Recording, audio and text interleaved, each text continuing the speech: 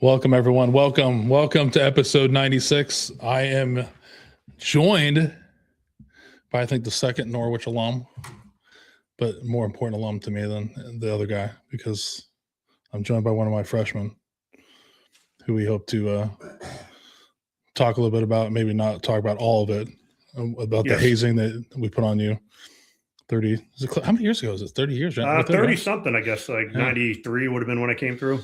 That's right. I deny everything. Right. No, that's on there, but I'm going to just blame everybody else. But no, in all seriousness, welcome to episode 96. Would have been better. We were just talking about it.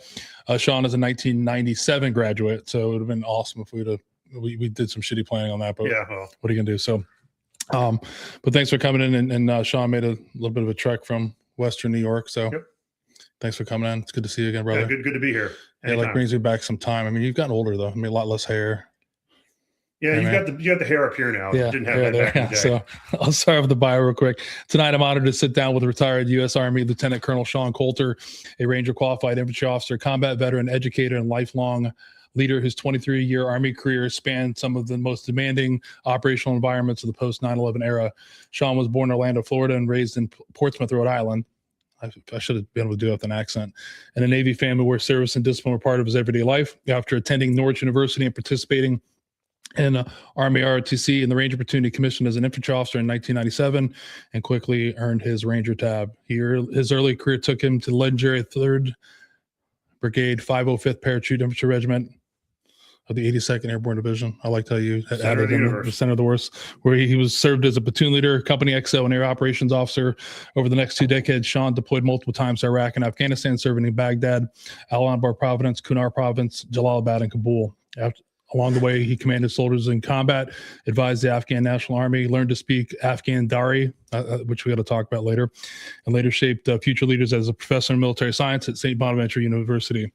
But Sean's story is one of family sacrifice during deployments. He and his wife, Katie, herself a former military intelligence officer, balanced raising 4 kids while navigating the realities of war, separation, and service. Today, Sean continues to serve through youth mentorships, scouting leadership, coaching, ROTC, involved in helping veterans remain connected, engaged after military retirement. Tonight, we talk about combat leadership, resilience, transition, family, and the importance of continuing to serve as citizen soldiers after the uniform comes off. Please join me in welcoming my freshman, Sean Coulter, to episode 96 of Pours with Patriots. I still remember you showing up. Yes. I remember seeing you. We had some interest. We did. We were walking up a hill and you dude just jumped out of nowhere and it was game on. Screaming and yelling was hard to miss. Definitely hard to miss guy, I think, back then. Still am a little bit. Well, I think you were the taller one of the cadre coming in. I think I was, yeah. And what fitting, we have to always start with a part of our Norwich that was important to us to remember. Do you remember? You should remember this because I did throw you a bone on something else, but I didn't throw you a bone on this. But this has always been big to me, and every time I read it later on, it's crazy how 30 some years ago what it meant to me and what it still means to me now. So it says, I believe in Norwich, my alma mater, because of the Thinner Hall. Throughout the years, these tenets have found expression while men have been taught to be loyal to duly constituted authority and thought, word, and deed, to view suffrage as a sacred privilege, to be exercised only in accordance with the dictates of conscience, to regard public office as the public trust, and finally to fight and if need be die in defense of the cherished institutions of America. Kara B. Flint, class of 1903. Essayons. Exactly. And that's only part of what we have to miss the first 2 paragraphs. Yeah, but if I did that, we would get bored. But yeah, that's just one of the things that we were talking a little bit before, but there's that's one of the things that we had to remember verbatim. Mm-hmm. We're talking before about like people I remember from Norwich. Yeah, I'm on Facebook, I chat with people, but I remember the creed. A couple of years ago, one of our alumni, a couple of years behind us, he's got a woodworking business, and they made a bunch of bronze creed plaques, and everyone I know got one.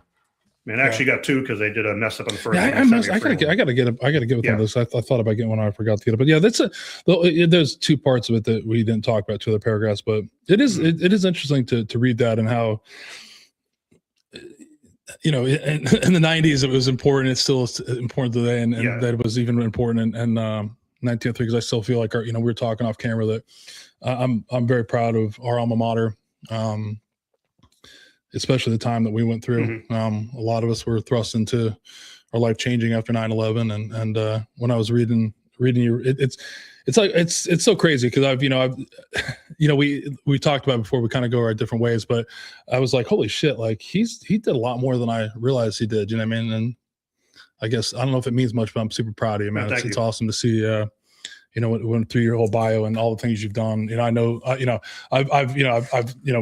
we've been, talking a lot more in the past couple of years or so. Like I know what's going on with your like personal life, but just to have a reminder of all the things that you accomplished during, the post 9/11 era.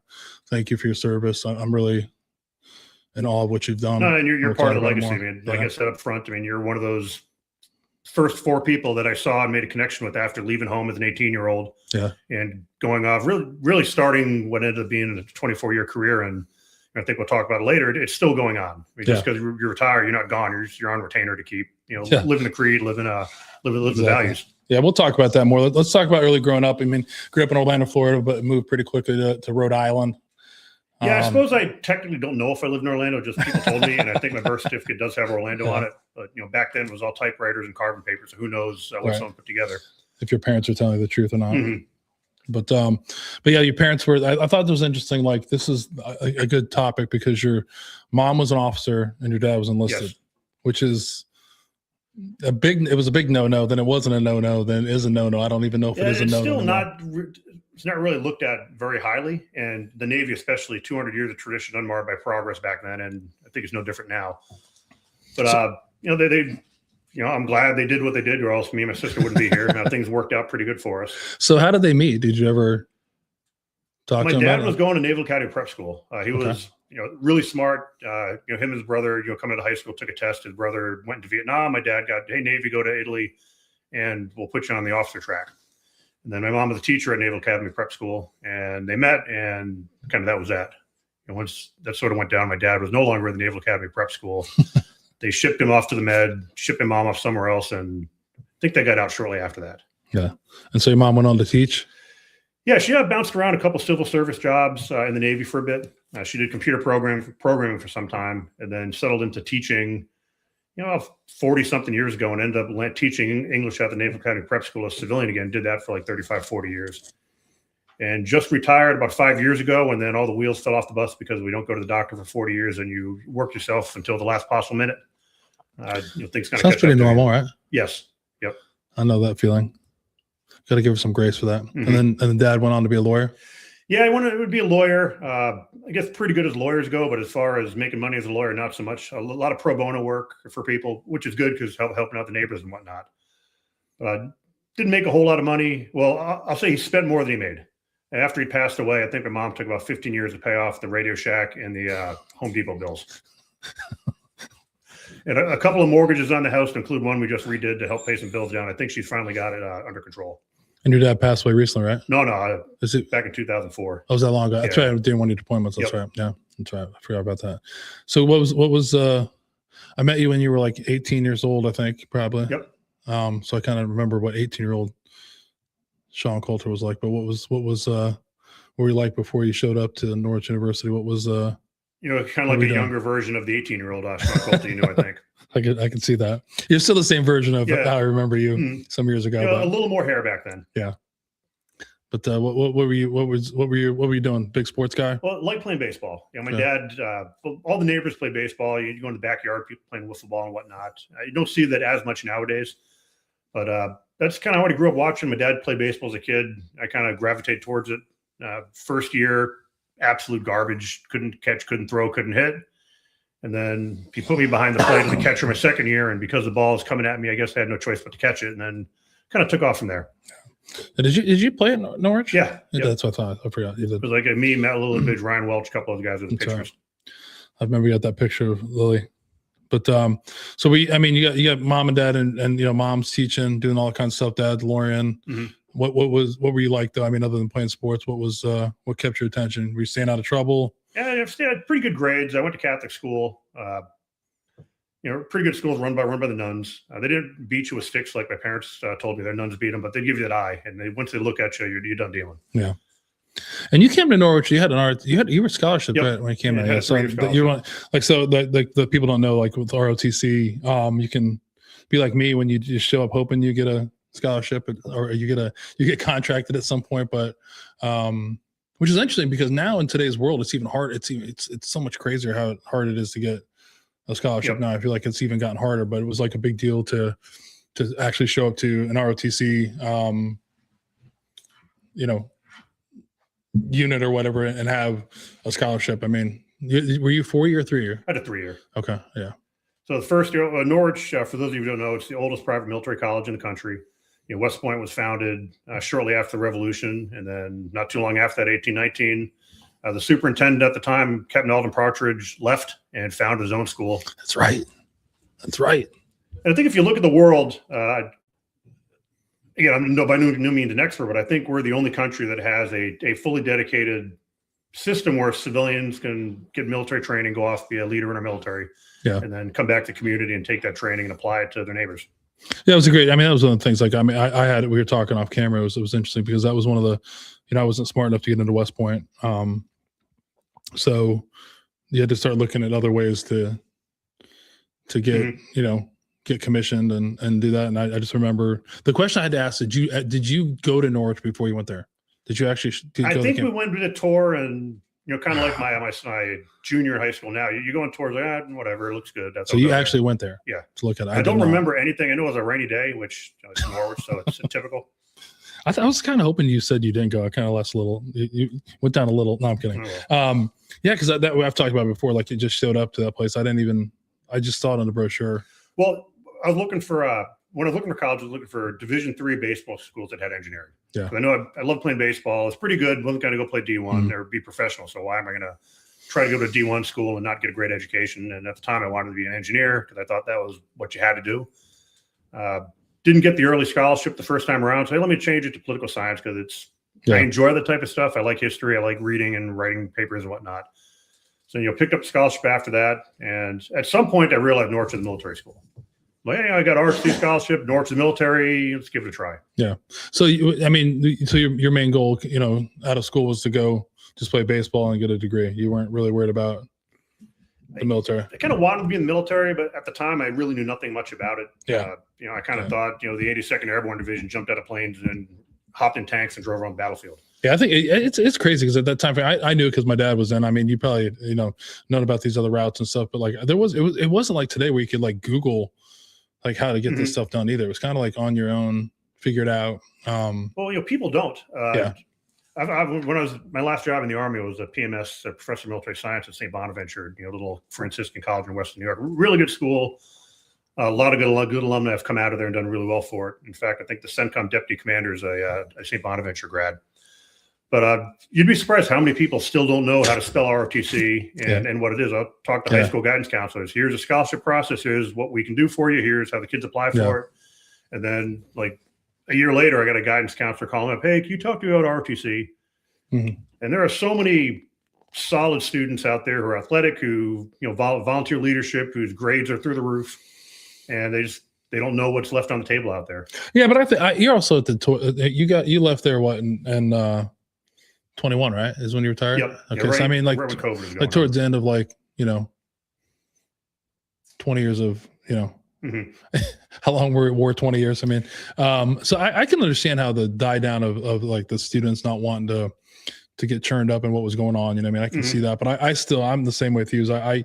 Our school is pretty unique, and it's not, it's unique because it's a military college, which people, we've talked about before, but it's actually, everybody has to take ROTC for the first 2 years. And then you can, if you're done with that, you don't have to do it, but everybody that wants to get commissioned, usually if they're on a contract or a scholarship like you do, they start going down the road. But that just seemed like, I knew there was ROTC at other places, but that just seemed more of like the next level behind West Point, to be honest with you. Like, I grew up there, so it was like, okay, you're in the whole you're in the military mindset the whole entire time. Like if you think about it, like ROTC stuff for us was like a Thursday, right? Where we would, your junior year, you would start wearing, actual Army or Navy, whatever uniforms. Otherwise it was just like almost a normal day, except for that. Those are the days we actually got to wear, BDUs, like otherwise we're like in a dress uniform. So it was almost like the ROTC stuff was almost like a break from the core stuff, which was very distinctly different. If you remember, but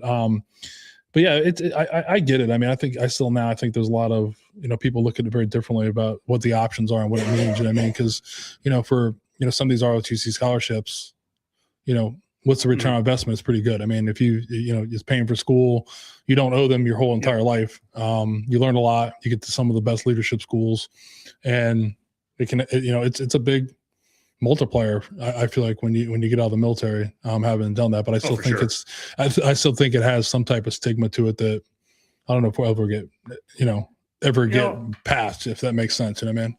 I mean, so many people, they just, they think military, they see what they see in movies or, commercial on TV. Mm-hmm. They don't realize that there is a way to get a college education out of it, get a career. I mean, most people don't know what they're going to do for their life. I still don't know what I'm doing in my life. Yeah. But you do ROTC, you get college paid for, you get a job right after that. You're going to get a paycheck, and you're going to figure out what you like to do, what you don't like to do. Yeah. And for some people, they like it. And, for me, it worked out. I didn't know I was going to do 24 years when I came in, but ended up working out for us. Yeah. I mean, some people don't go the route, but it is a different thing. So showing up to Norwich, you wanted to talk about hazing. That's one of the funniest things. I actually did keep it on this to do this, but I feel like so just to rewind, we were in an all male company. Yep.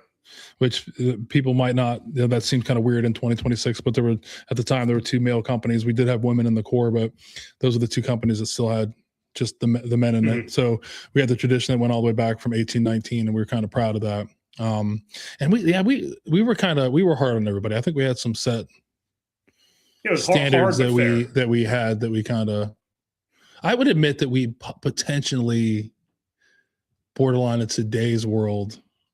No, we were definitely hazing. Yeah. We'd be locked up in the big house if we did stuff today. Yeah, I mean, I talked about it with a bunch of my, Norwich guys and gals, right when COVID hit, and we were on a Zoom call, and we were talking about that. And I don't agree. Like, there's 2 distinct things that I did that I wouldn't do again, right? That involved, the whole game of, being the Corps cadets and hazing. I shared one with you. I've shared before when I, rookie dominoes. Yep. But the one thing I do stand behind is it was like, at the time, it literally was like a living, breathing leadership lab to me. Those things we were doing, there were ramifications if you went too far. Right. But I just felt like I learned a lot about myself, even through the whole, hazing stuff, being hazed, and like what you wanted to carry on and continue to do. But I just felt like it was, if there had been cameras, like half of us would have probably lost our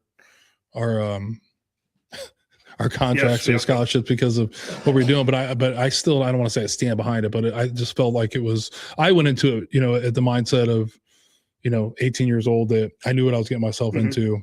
And it was just part of getting through it. I mean? There's always guidelines, kind of like you said. I mean, when you stepped across it, there are going to be repercussions for it. And everyone knew that. Yeah. Some people stepped out of line, and I think in every case, they were held accountable for it, and they all came back and learned the lesson and did very well later on. But there's something to be said for you're creating memories and some of that shared hardship, that you can get through something that's hard. Yeah, because I thought about it too. I thought about it too. Like as I've some of the stuff in my life, and I think about that too. Is there's. It wasn't, like I never had it that I was trying to keep somebody from getting through it. You know what I mean? Where there was like because I had it too, that if what we were doing was part of the game, and if you didn't, you knew it was coming, and if you couldn't handle it, you were going to leave anyway. So it wasn't like I was like the gatekeeper to get people in. It was just kind of what we did to kind of have that common bond. I mean, because that was the thing about, it changed a couple of years after, you got there, like, but, that company was pretty tight. If I still talk to guys from like, that were in that company prior to, the change in what Norwich is, we had a lot of common things that we continued to carry on. It was kind of like what we did, you know what I mean? And it kind of brought us together, I think. I mean, that's what made us so tight, you know what I mean? I didn't have a lot of like guys I hung out with outside of the company.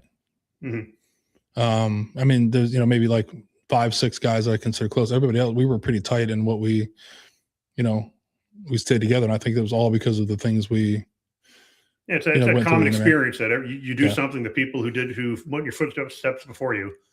And how I've personally looked at that type of stuff I've been through.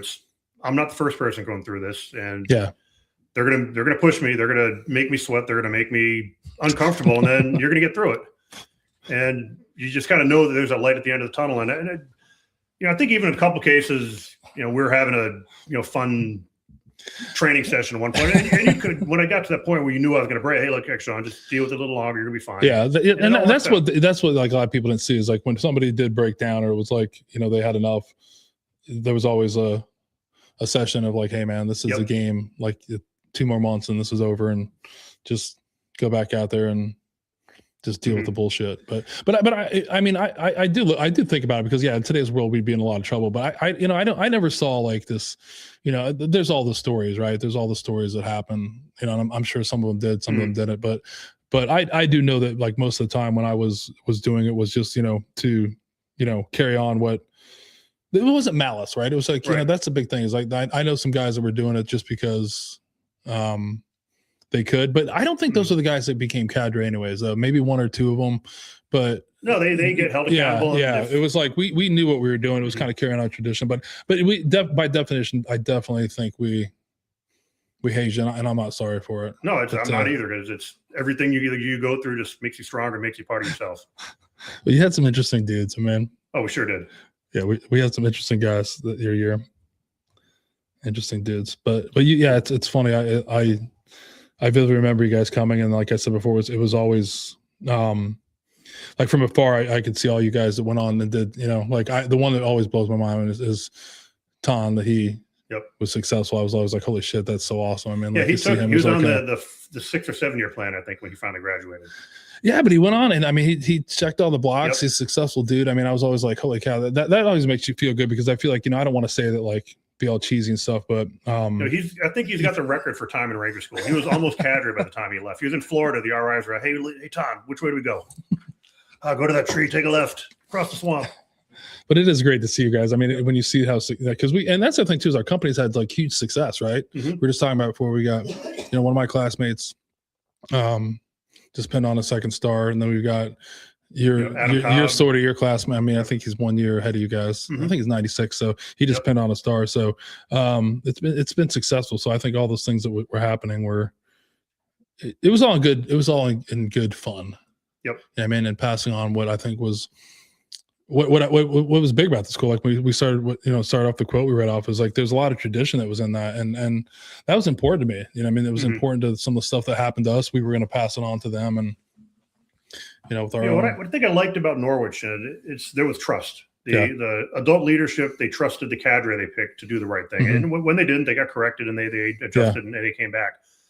But I think there's just a general lack of trust, because everyone's so afraid of a lawsuit, afraid of, if this happens, you know, here's what the financial repercussions could be. Yeah, and that's the thing. Yeah, and I'm glad to bring that, because that's an interesting thing about it is like there was no like adult leadership, like adult supervision. That's what, you know, there was an assistant commandant. Well, they picked you up front, and that was but I'm kind of like, sometimes I think about that, like what the hell, you know, like what you know, you don't want to be like, but you think about it though, but there wasn't someone that we could go to like West Point, the Naval Academy, the Air Force Academy, which we'll talk about later, you know, with your daughter. But like there's people there that are advisors. Like we had nobody was advising. Well, that's what I'm saying. It was a leadership. Like there was a lot of like, you know, there was ways to interpret what we're supposed to do, and there was a lot of like I said before, like a true like leadership role that I don't think you realize it until you're after that you're leaving there. Like you could be the guy that was like, hey, you know, doing everything we can. It appeared to make you want to quit, but then as soon as you started to quit, we had to like stop that, now get into coaching mode and be like, hey man, this is a game, like all this kind of stuff. And on top of that, making sure you guys were, one of the things I was most proud about is I think is, and you brought it up, it's so funny how over these years going is like, we were dead set on when we fuck with you guys and when we didn't. Academics was super important in our company. Like we did not, we did not fuck around with like, that was just something like, I vividly remember that was like, hey, once 7:30 came along, like we leave people alone. They're here for school. There was none of that kind of stuff. But I mean, you remember the days if you came out of your room after 7:30, that was a whole different subject. But like if you went in your room, nobody was like going around and like picking on you. So I think there was definitely like a balance of, you know, when you're, cause shit, I was, you know, 20, 21 years old. Like, I mean, I don't even know what I want to do. I mean, at 21 years old, I don't even know what I'm really doing either. I'm learning, but you know, I'm learning who I am as a leader. You know what I mean? Because you know that was when it was funny last time you were here with your brother-in-law. It was like one of those things is I had an image of myself of being like not the greatest image. I thought it was like I know it was hard, but I think you said last time is, I think when I was at that point is when I had the most empathy for people. I really did. I was hard. I had standards, but I still, I hadn't lost my empathy yet, which I know I did eventually as a leader. Just what some things that happened to me and what we've seen is there's a part of me that went away, and I'm glad I've found that, you know what I mean? But I it's just refreshing when you said that last time. It was like, well, I think as you look back, I mean, you learned the empathy at Norwich and you came back to it. Yeah. Yeah. But it's easy to get away from it. Right, I mean, that's the thing, but it is funny that when you put that in, I was laughing about the hazing, but I do not regret it. I think the statute of limitations are all gone, but you're good. I don't even know if I'd say, like, I mean, I don't regret it. But you survived. Everybody survived. It's not, I mean, look at it as hazing. It's just, is what you did. And it's, I mean, it was though. I mean, by definition, it was definitely like, I guess based on all the online training I've done. But we were like really good at I was proud. Like, if you probably remember, like there's like rules of like, you can only do a certain number of push-ups every 30 minutes. So we just stretched it out to, you can only do 20 3-count push-ups in 30 minutes. So we did 20 of them in 30 minutes. And that, once that was the thing of like, we used to get in a lot of trouble for that behind the scenes, because people be like, well, that's what the rule is. It doesn't say it has to be done. And, so that we could, that was just playing the game of getting it through. And leadership lab. It was. I mean, it really was. I mean, like, because the other thing too is like, by the time I went, I don't know how you were, but like by the time I went, out on active duty, all that stuff didn't matter anymore. No. All the,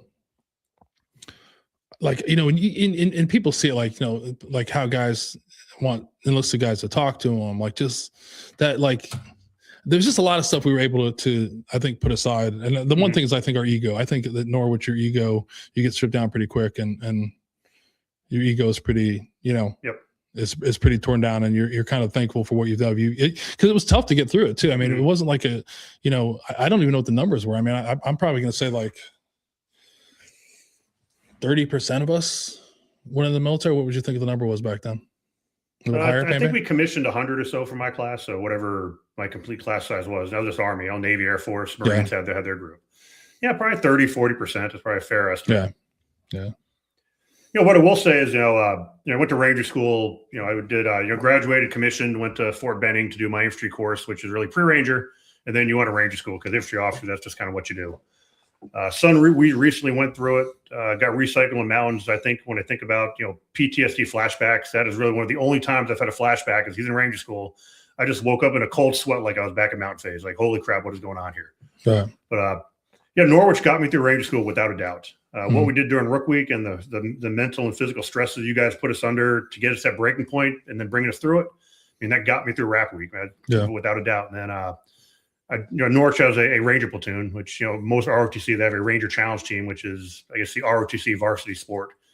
And I, of course, as a PMS at St. Bonaventure, I've got to fully support it as the greatest thing since sliced bread, but it's kind of a big dog and pony show. It's kind of different, though. You guys were a different breed. Oh, the Ranger platoon was, we talked about trust earlier on. Yeah. We had, Captain Tom McKevitt, Sergeant Major Mott, Teddy Scott, Sergeant Newton, all these great officers and NCOs up there.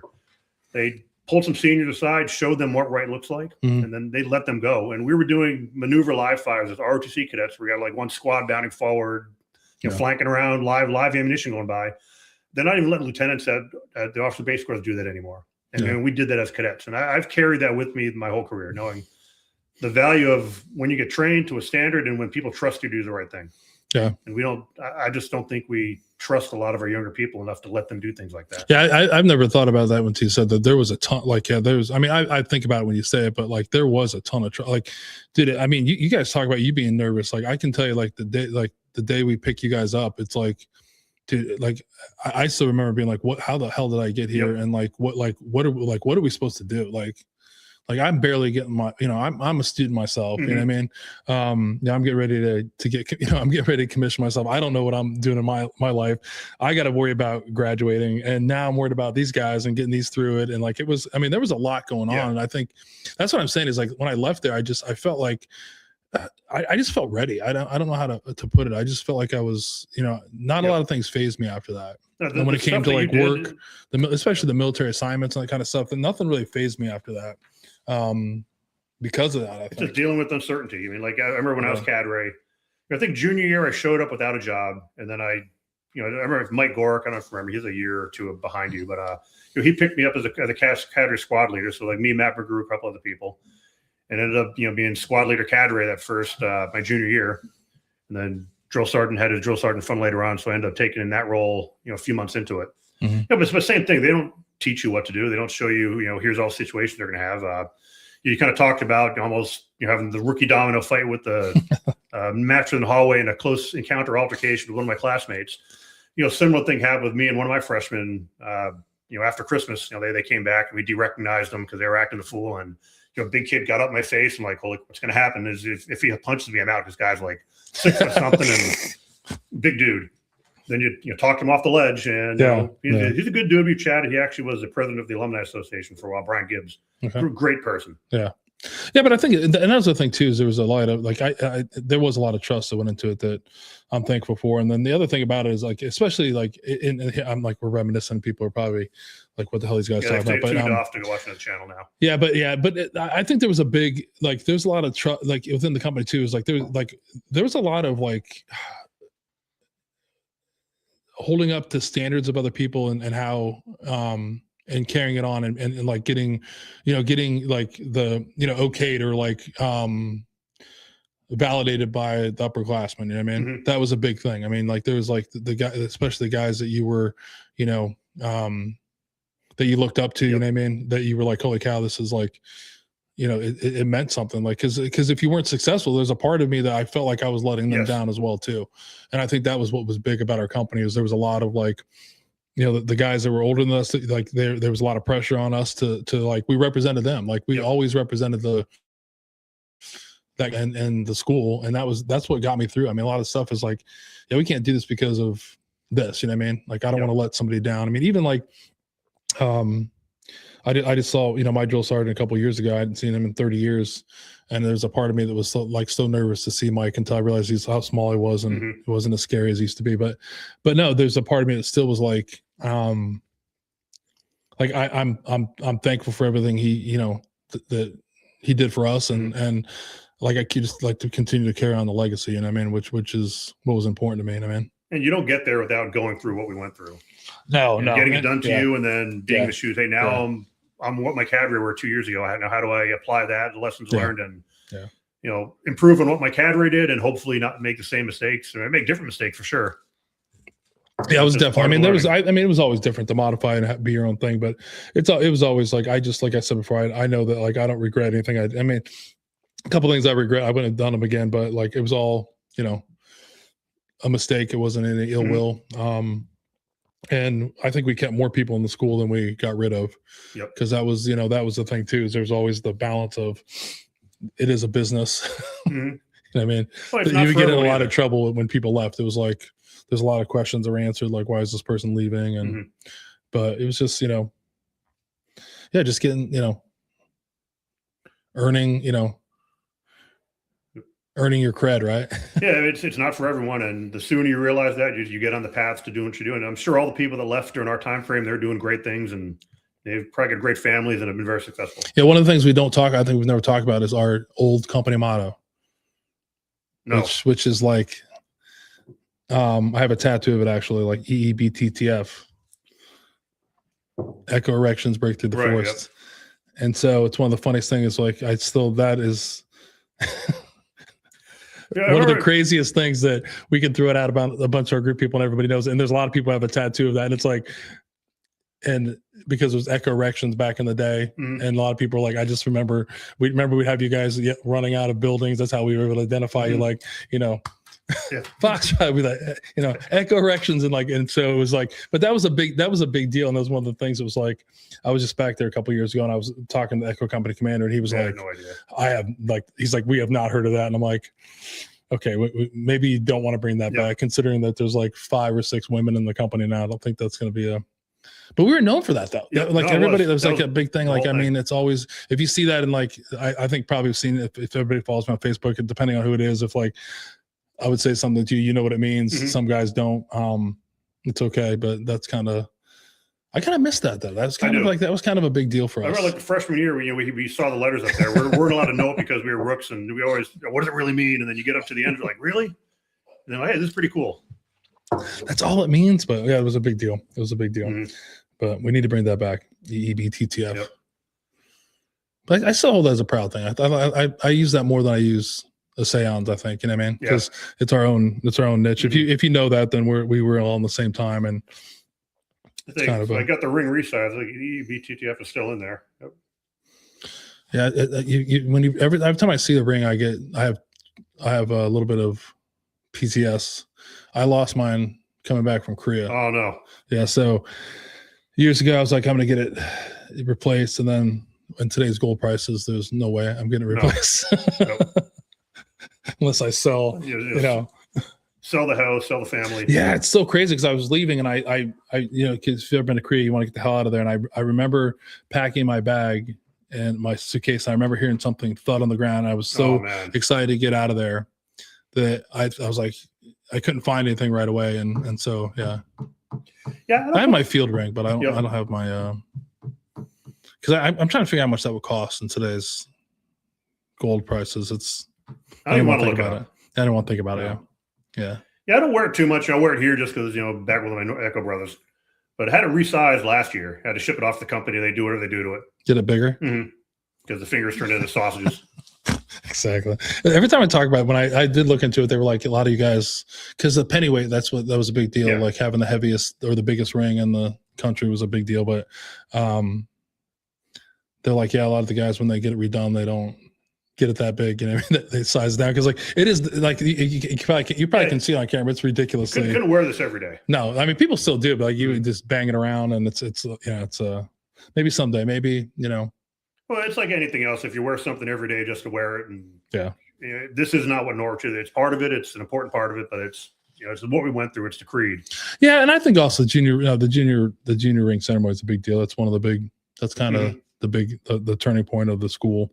Like all the military schools, you see it all the time. Of getting your ring is a big deal, because of course the best part of that is, like we talk about hazing, is when you turn that around and you start hitting freshmen in the head with it, which is a very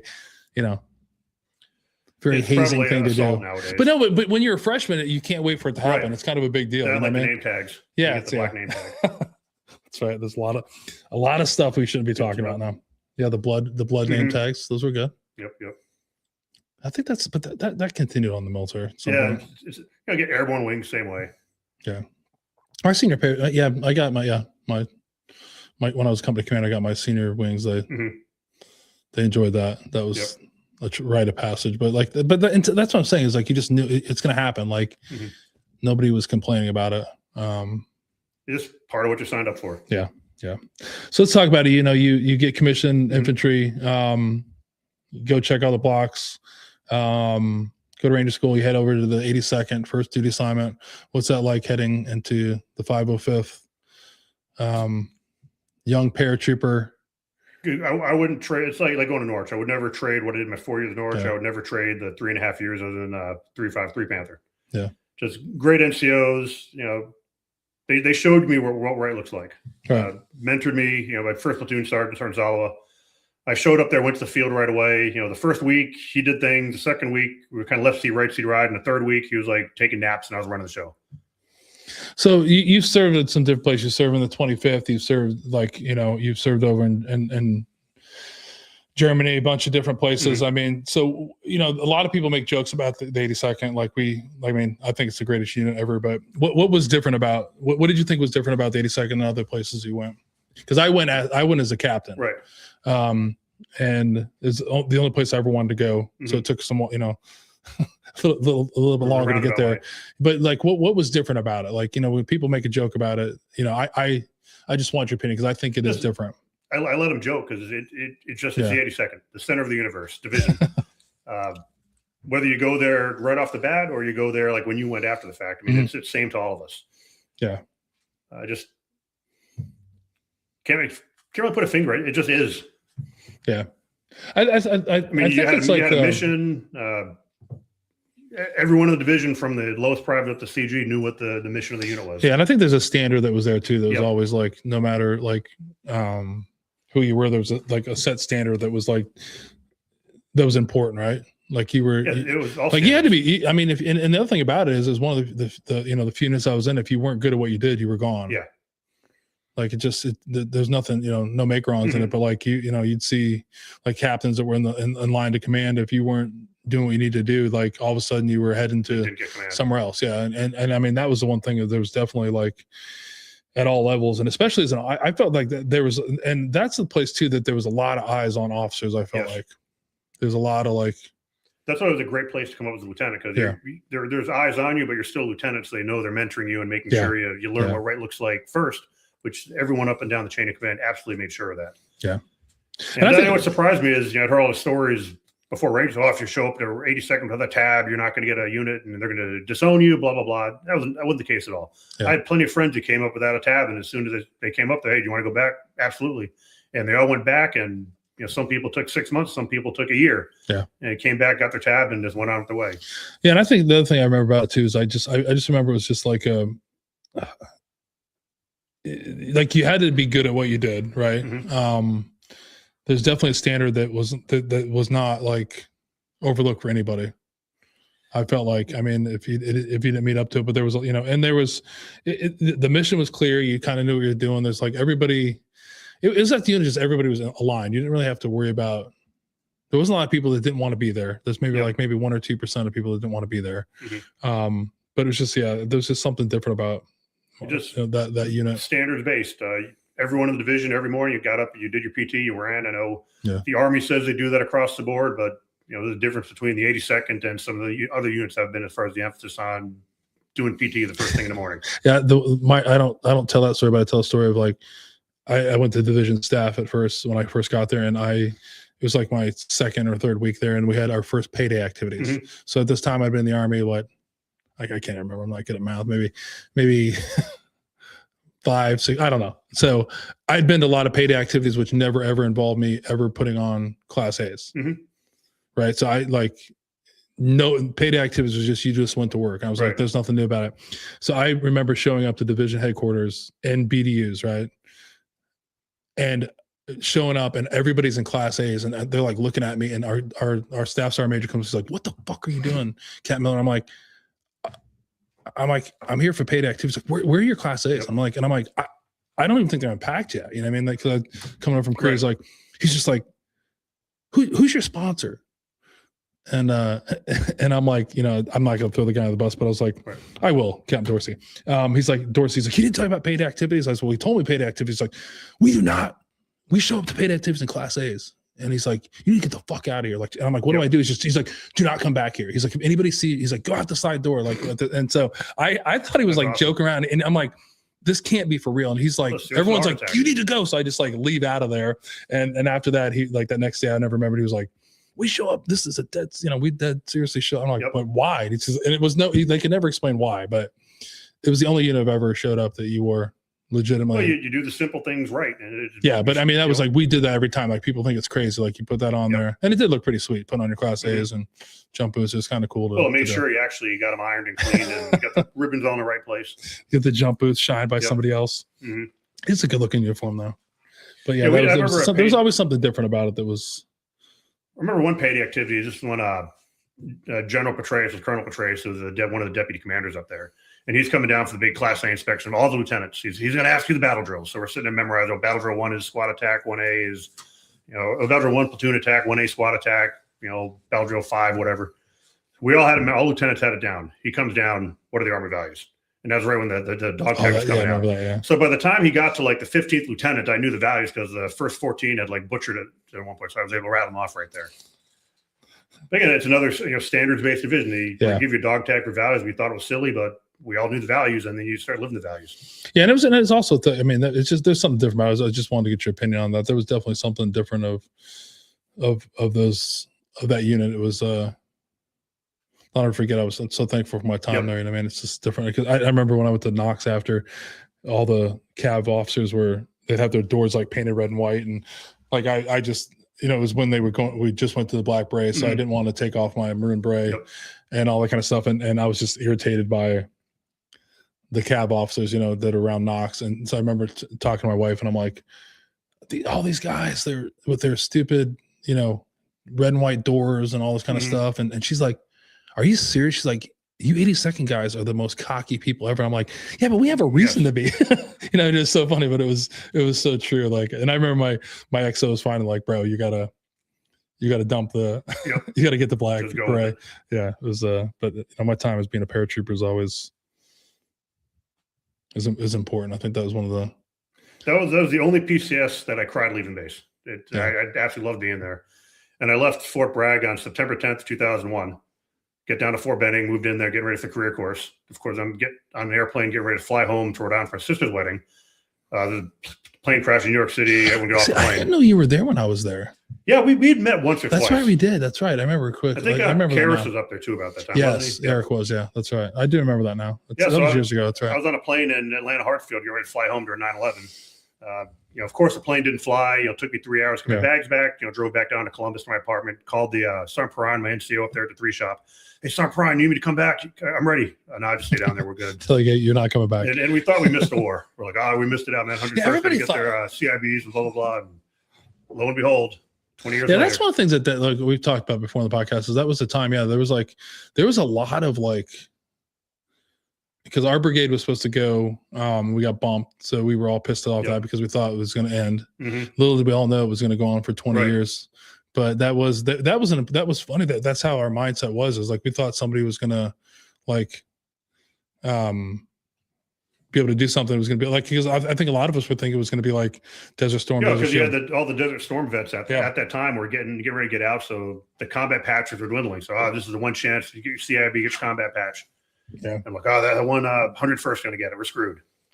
And then we have to put it up there. So Alan, remember Chase? He's throwing up the EEBTTF for us. But there was an interesting thing because I think there was a lot of that was going on because people were so worried about that it was going to be like a 1 or 2 year thing and people were going to miss out and all that kind of stuff. And like I said, little we know what was really going to happen. But there was a lot of I still distinctly remember that when we got bumped by our sister brigade, we were not very happy about that. No.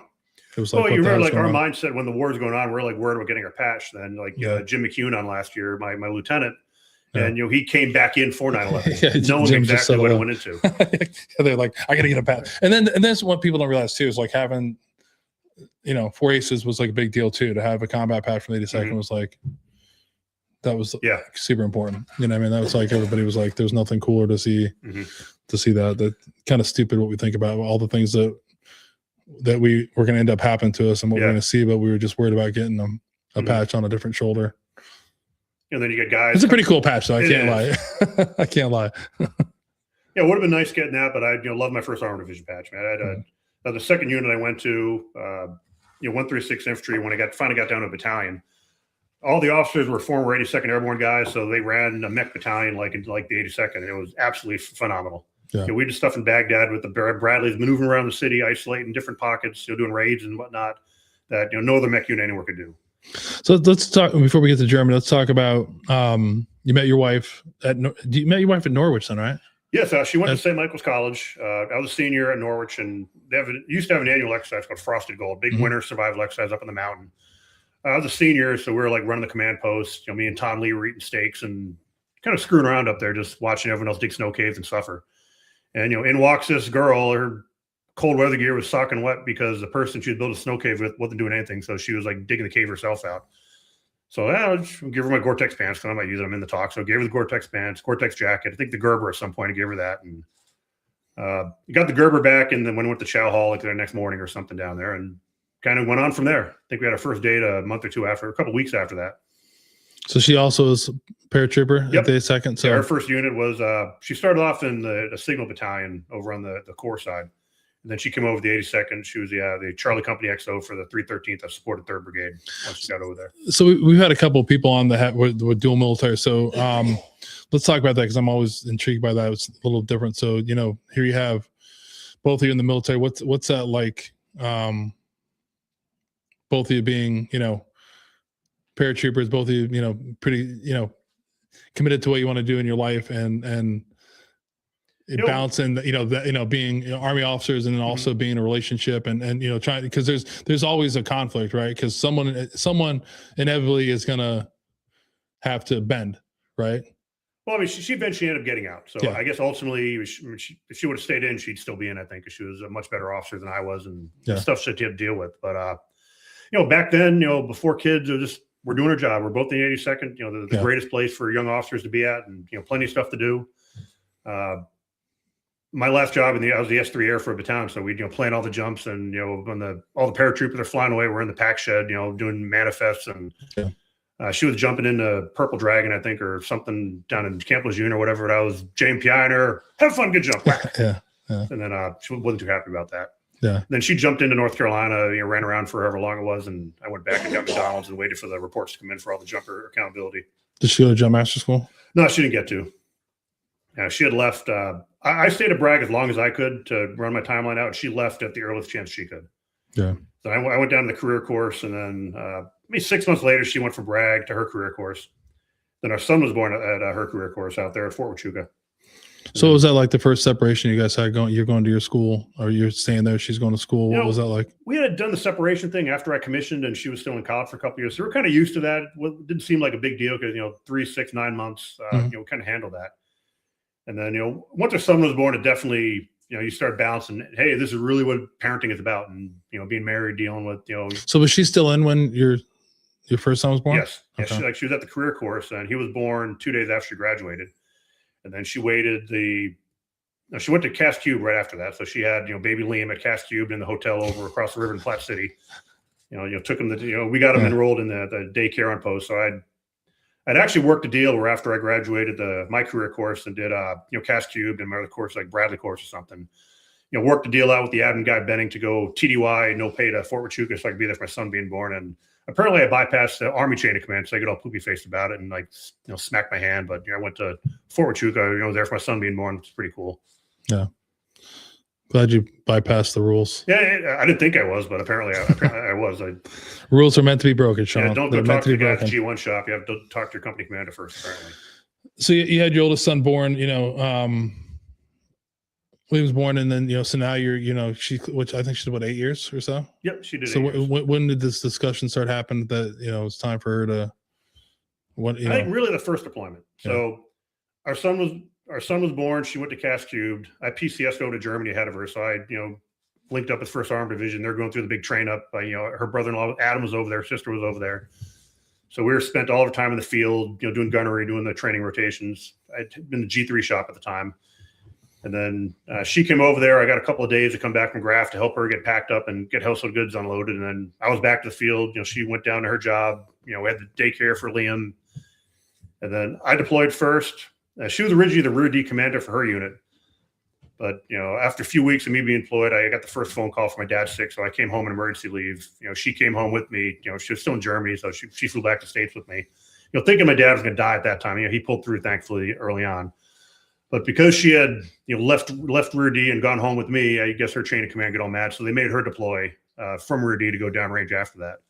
So, came back from emergency leave, dropped Liam off with, Aunt Kristen, Adam's wife back then. And, that was it. Dropped Liam off. And, she had her daughter and son at the time. So she's got the 3 kids. Eventually she went back stateside with her mom.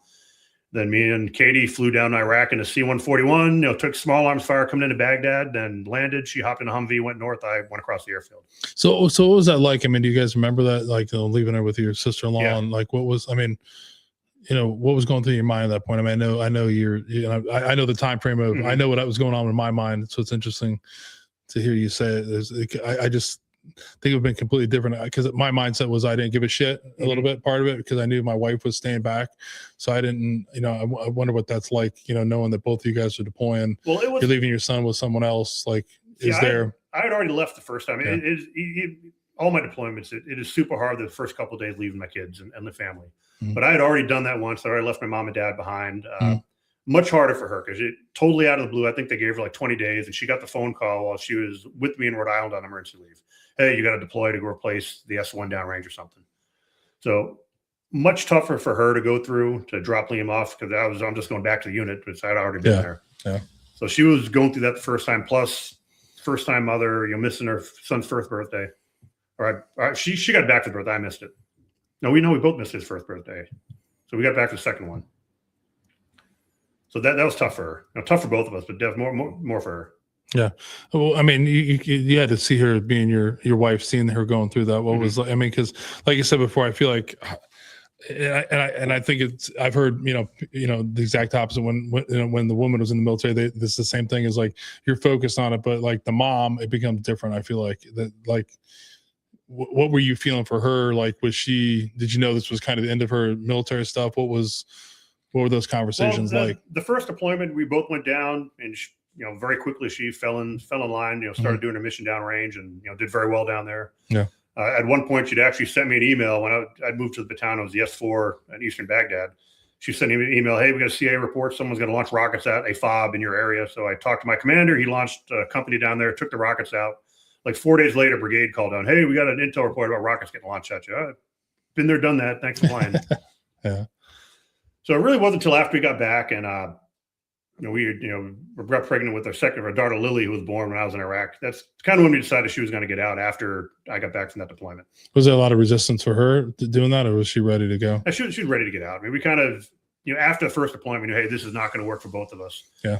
Because some branches work out. I've known some people, they've stayed in, both colonels the whole way up with kids. But infantry and MI, eventually infantry wants me to do infantry stuff. They don't care about MI, and MI wants MI to go do MI stuff. Yeah. And I won't say they intentionally move people apart, but at some point you got the senior leadership. Yeah, they don't. How much? I don't think they intentionally do it, but they don't. How much? They intentionally don't move them, but they don't intentionally move them together. I think is a different. And you're right. It's a different.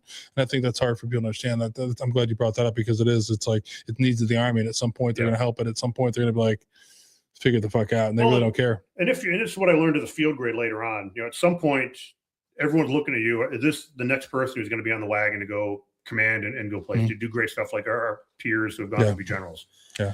And once you're in that realm, you've got to do X, Y, and Z, check all the blocks. And the second you deviate from that to go do family stuff or show any inclination that you're not 100% all in, and they'll never come out and say it like, oh, you've got to put your family aside and focus on Army. But that's really what you've got to do. And from a professional standpoint, I mean, it's just like that any job. I mean, you've got to be committed.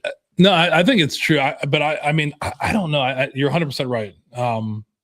I'm not faulting the system or the organization, because that's the way it is. But we know what that looks like when you check all the blocks. You know what I mean? That's why there's a huge number of divorces, remarriages, and divorces again. There's a lot of stuff that I feel like it's just like when we talk about suicide is, veteran suicide is, does the end always justify the means? You know what I mean? I think there could be, you're right. There becomes a point that they kind of test you whether you're all in it or you're not. Yep. And I don't think to me, sometimes we look at it. I know a lot of people that are, if you look at some of these senior military guys, a lot of them are not, they're in their second marriage or not married, or their family doesn't talk to them much because they've made that decision. I know it's important, but it does still make me wonder if it could be a little bit, less, walk the plank, or, because you think about, like you said before, and I don't think you're, just you may be, because you've been married for 26 years, so you're a smart guy. But you said your wife was a better officer than you. So, like, just what would the impact that your wife would have had on the U.S. military if she would have stayed in to 24 years like you did? Should have had more soldiers under her to mentor them, and that's what I'm saying. I think that's what I'm saying is when it comes to that joint thing. Sometimes it's I get it, but I mean, and you can't fault the system. It's been like that for years, but there's a part of it that's always like they could make it a little bit easier. You know what I mean? At some point, you have to choose. And well, it was never really designed to be a family profession either. I mean, you have, back in the day, it was the men went off to war and the women stayed home and cooked and did whatever. And now you've got women and pretty much across the armed forces, across every profession in the country. And, the Army is still going to, the mission is to go close with and destroy the enemy through close combat. And to get there, you've got to have certain gates and certain standards and ways we measure our leadership. And, at some point, things just don't work out for everyone. You go off to do something else. Like, but there's always a cost to that, right? There's the payoff and the cost to it. The cost is, a lot of the times we all know what the cost is, right? It's actually, losing the marriage or losing your family or whatever, or the shame of all the things you're doing that you weren't around, like caring that missing your son's first birthday, you know what I mean? Being downrange when they're, your other kids are born, like these things that happen that I just, I get it. I mean, we could talk forever about it, but I just think it's one of those things that maybe that might be why we're struggling later in life when we get out of the military with some stuff. Well, I mean, maybe that there's a better way, like you said before. You know, they're not intentionally. You know, I have it that they at a certain point they don't care what's going on. They want you to draw the line and say one of you are going to do this, one of you aren't. Figure it out. You know what I mean? Well, I think it also comes down to when you look at, what do you need in a leader out there?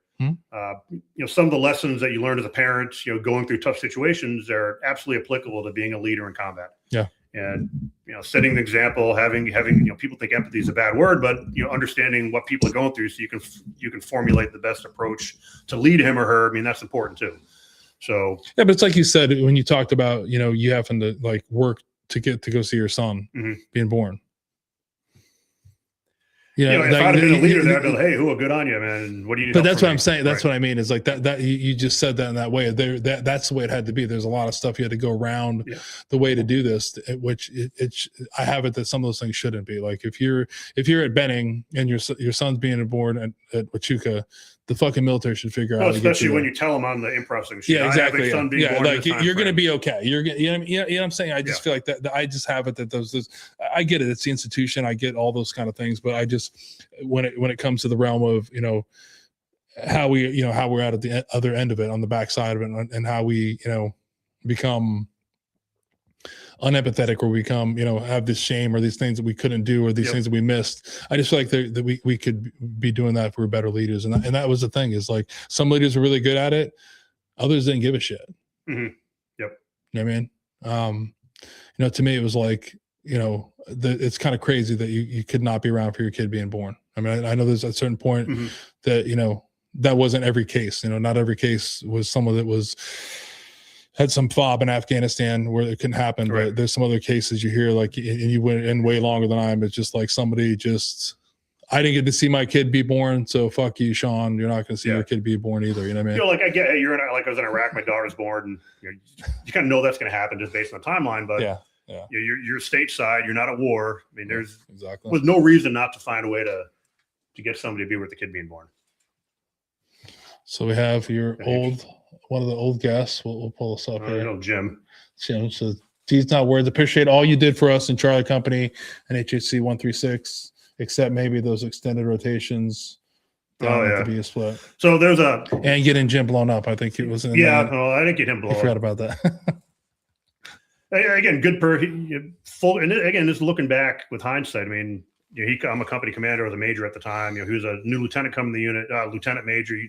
But he had lived a whole life before he even got to my unit. Yeah. I mean, looking back and talking to him now, like, holy crap, how did I not catch up on that and learn more from you and appreciate what you were out there doing and, putting up with. I mean, everything I threw at him, he had been through before or seen before.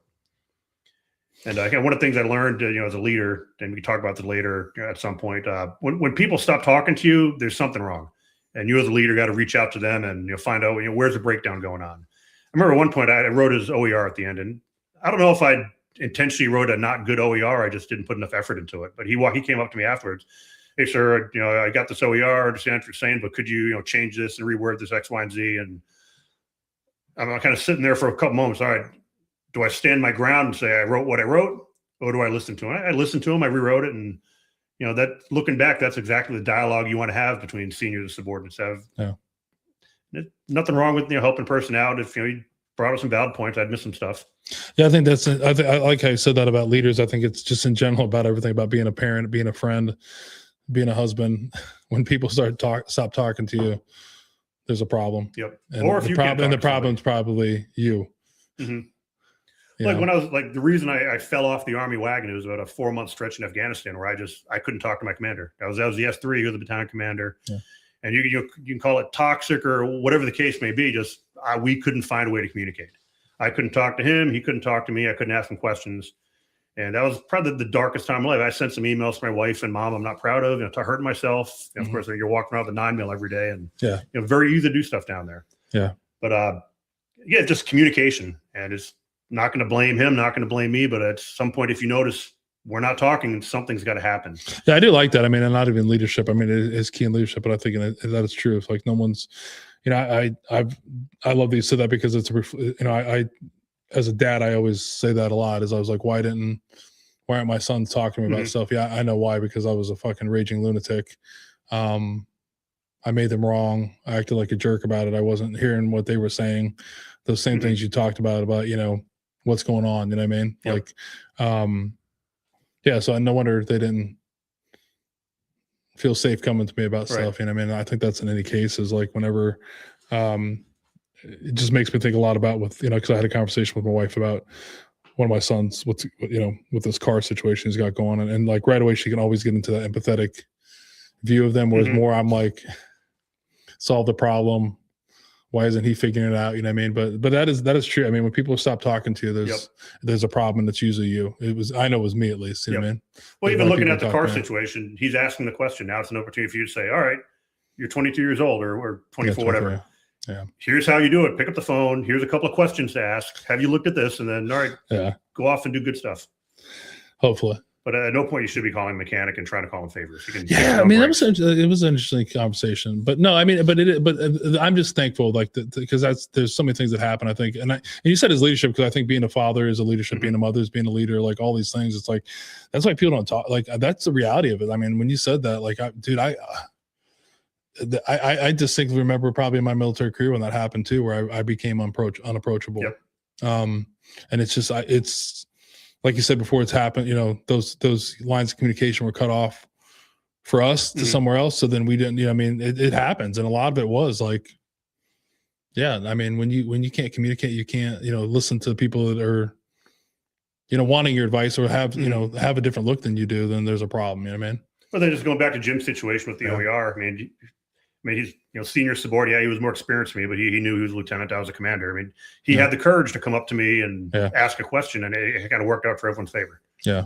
And, you know, had it not been approached, and kind of looking back, I guess it was approachable. Else he wouldn't have come up to me, would have, you know, bypassed me and gone to somebody else. I mean, I wasn't awful, but that's the same thing is too. Is like, I feel like I'm like, the one thing I do, I know I suffered is like I've talked about this many times, is I was a different person when I was at home. Because I knew those things were important, you know, outside, you know, your career. You can't say and do the same things you do at home, you know what I mean, or act the same way, because they have like a lot bigger consequences, you know what I mean, that I thought they did. I mean, the other big consequences is, you get divorced, your kids hate you. Those didn't seem to matter to me much. It was more of like, you know what I mean? So I mean, that's always the thing, is like being able to, that's a good approach for anything. I like that, though. I'm gonna have to steal that from you to be able to. There you go. Steal away. Talking. No, I mean, I think it's valid. I mean, honestly, do I think like that's a true thing. I mean, I mean, I just should be thankful that my son called me and asked me what I thought today, instead of or trying to do something, trying to cut a corner and not get the brake fixed, and then heaven forbid brake fail. It's unbelievable. I was telling another friend of mine, I'm like when does it stop? When do they leave and it stops? You know. Well, for me, it's not going to stop for another. I think my dad's 10, over there like years. saying the same thing. Like, it doesn't stop. He's 53 years old. He doesn't leave me alone. You know what I mean? He's like piping up over there. Yeah, he's over there watching the Yankee game, doing something he shouldn't be doing. He should learn how to run this, all this electronic stuff to make it easier. So I'm going to talk about you, though. I mean, you had some stuff that was going on. You know, you leave the 82nd right before 9/11 starts.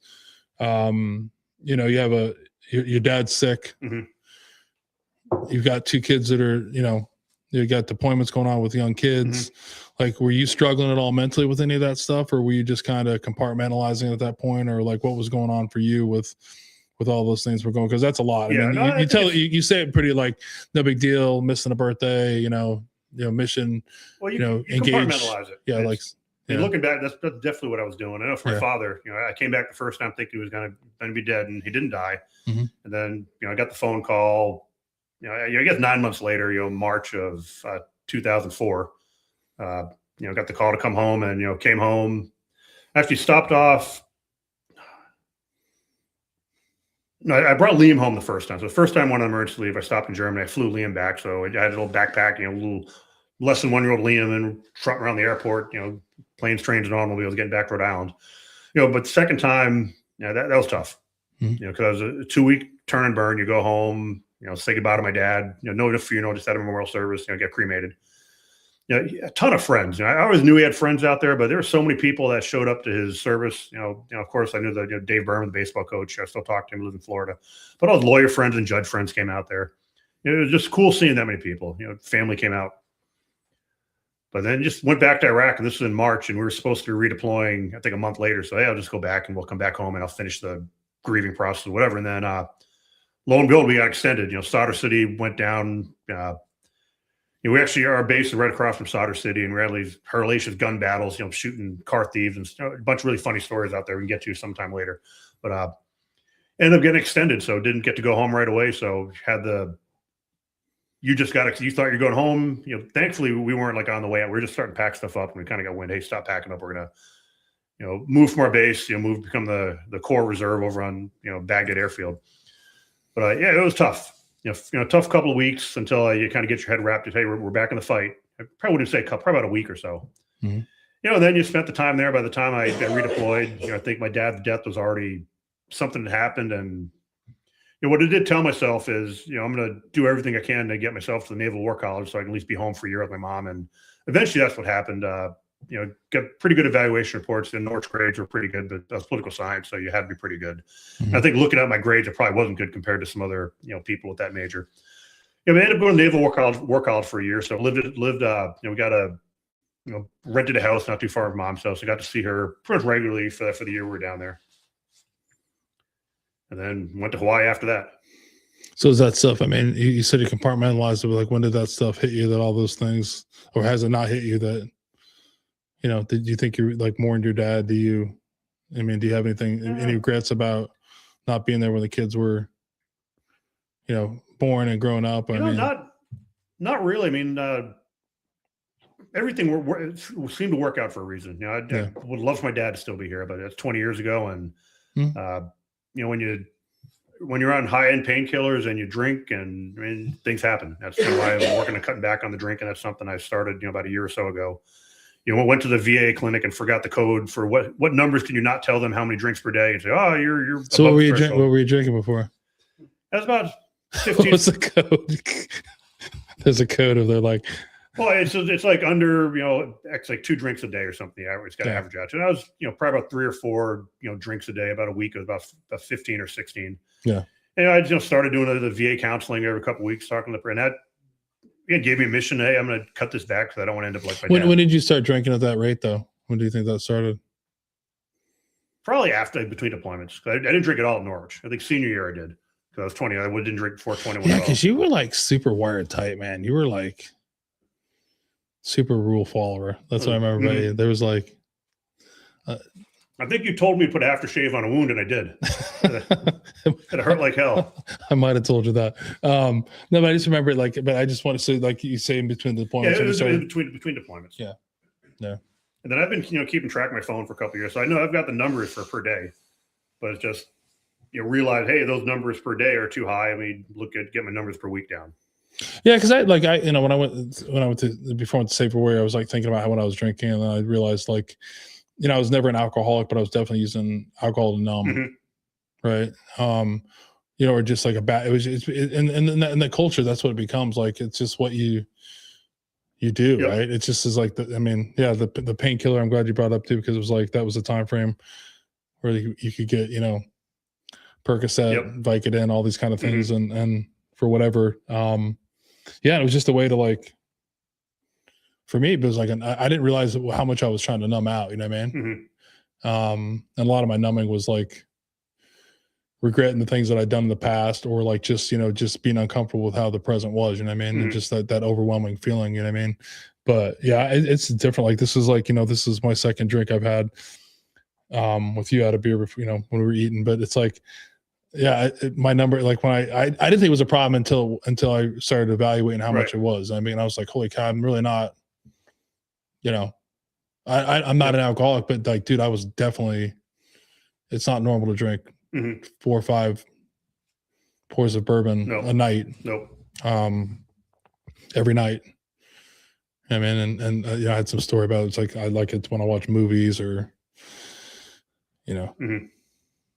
It's crazy. So I'm at that point. I know what you're talking about. When I try to think of when that started too, because I wasn't I think I was talking to somebody about it. I think it started with I was big on the weekend drinking. You remember those days, you can wait till Friday at 1700, you can start drinking, just partied the whole weekend, but during the week it was like you're working, so you really couldn't do it. And then I don't know when it just started being every night that you have 4 or 5 drinks, and then it was like normal for us. Like it was like normal, I guess. Right? I guess same here. It's like the weekend stuff, and you're a lieutenant. You go out and party, do whatever. Palomino Club at Bragg. You remember that place?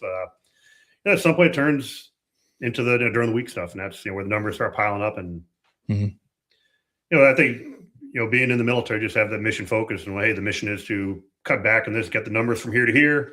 And my day job now, I do a bunch of data management for a government contractor company, don't just civilian. I never would have picked myself doing that, but here I am, making pretty good money, helping out people, and I guess a niche that I'm filling. You're just looking to health the same way. You look at all your blood pressure, weight, and all that. I've cut probably about 40, 50 pounds in the past year and a half or so. Just post COVID and then retiring at the same time really didn't work out for me too well. And all the things in your body doesn't work. Right.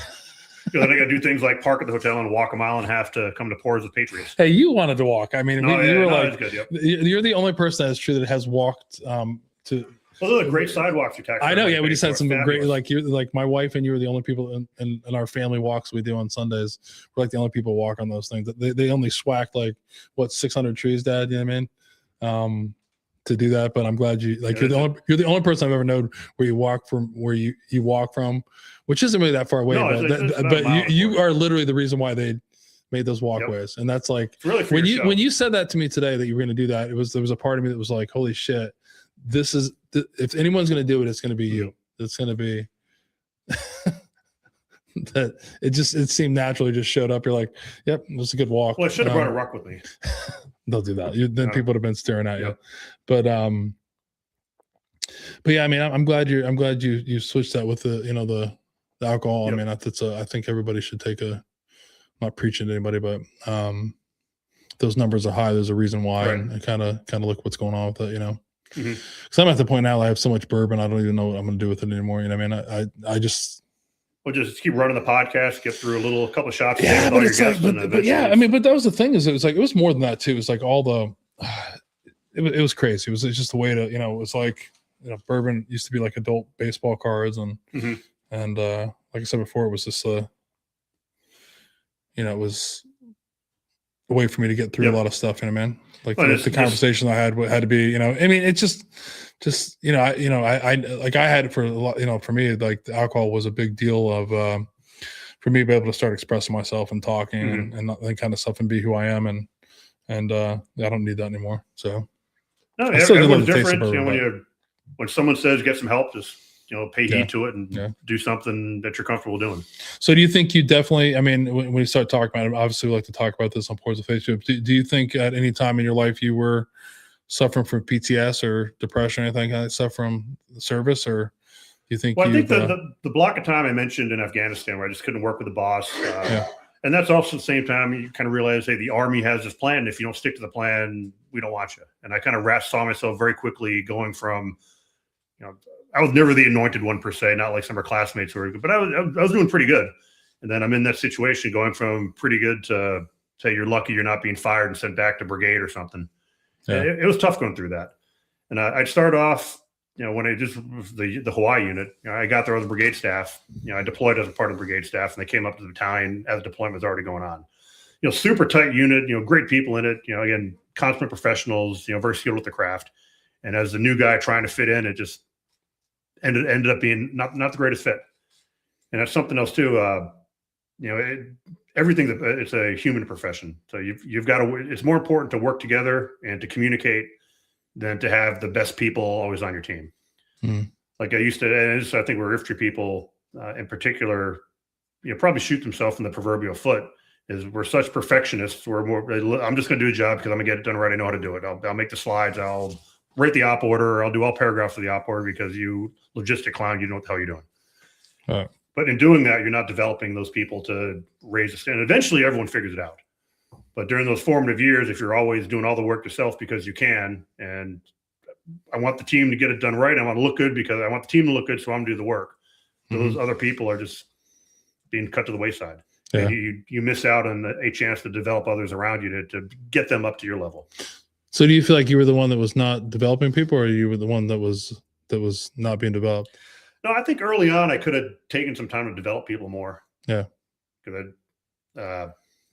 Yeah, and then during that one block of time, I could have used more development as when I was a major. I think I think going to the Naval War College, being away from it was great going there, but I think being away from the Army after coming out of Germany, during that time frame, then going to the particular unit that I went to, and every unit of the Army just got a much different culture. Yeah, exactly. And I used to think, I'm not gonna worry about connections because the people who do that are brown nosing. Yeah. But it's not. It's building a network. It's building a team. And I had an opportunity to go work with the former commander that I worked with when I was the 1st Armed Division. And we decided, hey, we're gonna go to Hawaii because we want to go to Hawaii. Hey, good time in Hawaii. It was great to go there. But I think professionally, from an Army perspective, had I gone, with my old boss, that would have deployed sooner, but I would have been developed more. I would have worked around people I'm comfortable with, and that would have been better for me. Would have been better for my peers, and then it would have been better off the soldiers ultimately. Yeah, because I have to think I like your answer to that, because I think when I think about it too, is there's a point where that culture develops. It takes a lot of work to develop people, but there's a part of you that wants to do it, but there's always a part of looking good. So there's that's the thing too, is yeah, the whole team looks good, but you want to be the person. That's what that culture breeds, is you have to be the top performer. Everyone's being rated. That's what people don't like, that everyone's getting rated. You're getting rated against all your peers. So you have to, there's at some point, there's 3 company commanders, you're getting rated 1, 2, and 3. Right. And if you're 3, it ain't good. If it's 2, it's okay. You got to be 1. So you're there's, for me, at least I struggle with that too, because it became a part where if it sometimes it was going to affect me, then I took charge of it and just did it. You know what I mean? And because there's that part of it too, is some people it took longer to develop, and sometimes you didn't have time, right? Or it was too big of a risk to let somebody else do something that is going to ultimately, when it fucks up, it's your problem. Right. So, kind of looking back, I think as long as it's not life, limb, or eyesight, you let people screw up, because nothing you do is not recoverable from. Yeah. You're right. Somebody writes a bad op order, makes a bad slide, or even makes a bad decision on a training exercise, or even in a combat operation. Yeah, but there was all that kind of stuff. It was especially as officers, I think it may be, I think it's different with enlisted guys and gals, and they may not agree with it, but you're always being rated against each other. And there's definitely, there's a eat our own type of mentality. Yes. You know what I mean? As much as you want to breed team, there's always a competition going on, and you need it, but that does start to breed some stuff where, you are just think about CASQ. What one of the dumbest schools I've ever been to, where dudes are you have a classroom of Army officers from all kinds of different branches that are looking at PowerPoint slides and are can you go back to slide 3? It looks like that isn't Arial. That you changed the font. Is that font 12, or is the other, that's what they were, it was, and that's what we'd eat ourselves up about, some crazy stuff. So I get it. It is what it is. It's, again, we're talking about institution stuff, but it does make me think about that point. At some point, I definitely was, if it was too hard for me to mentor you, I just did it myself. Yep. And the cost of that is the benefit for that is me, the payoff for me is I look good, right? The cost of that is you're really not developing someone that just hasn't had the opportunity you had before, that somebody had patience for you. You know what I mean? That was another leader that gave you the patience to do stuff, that didn't have those that zero mindset and mistake stuff. Because that's the thing too, is I think there was a certain part too where it changed when we both were in. It became a zero mistake type shit. Yeah.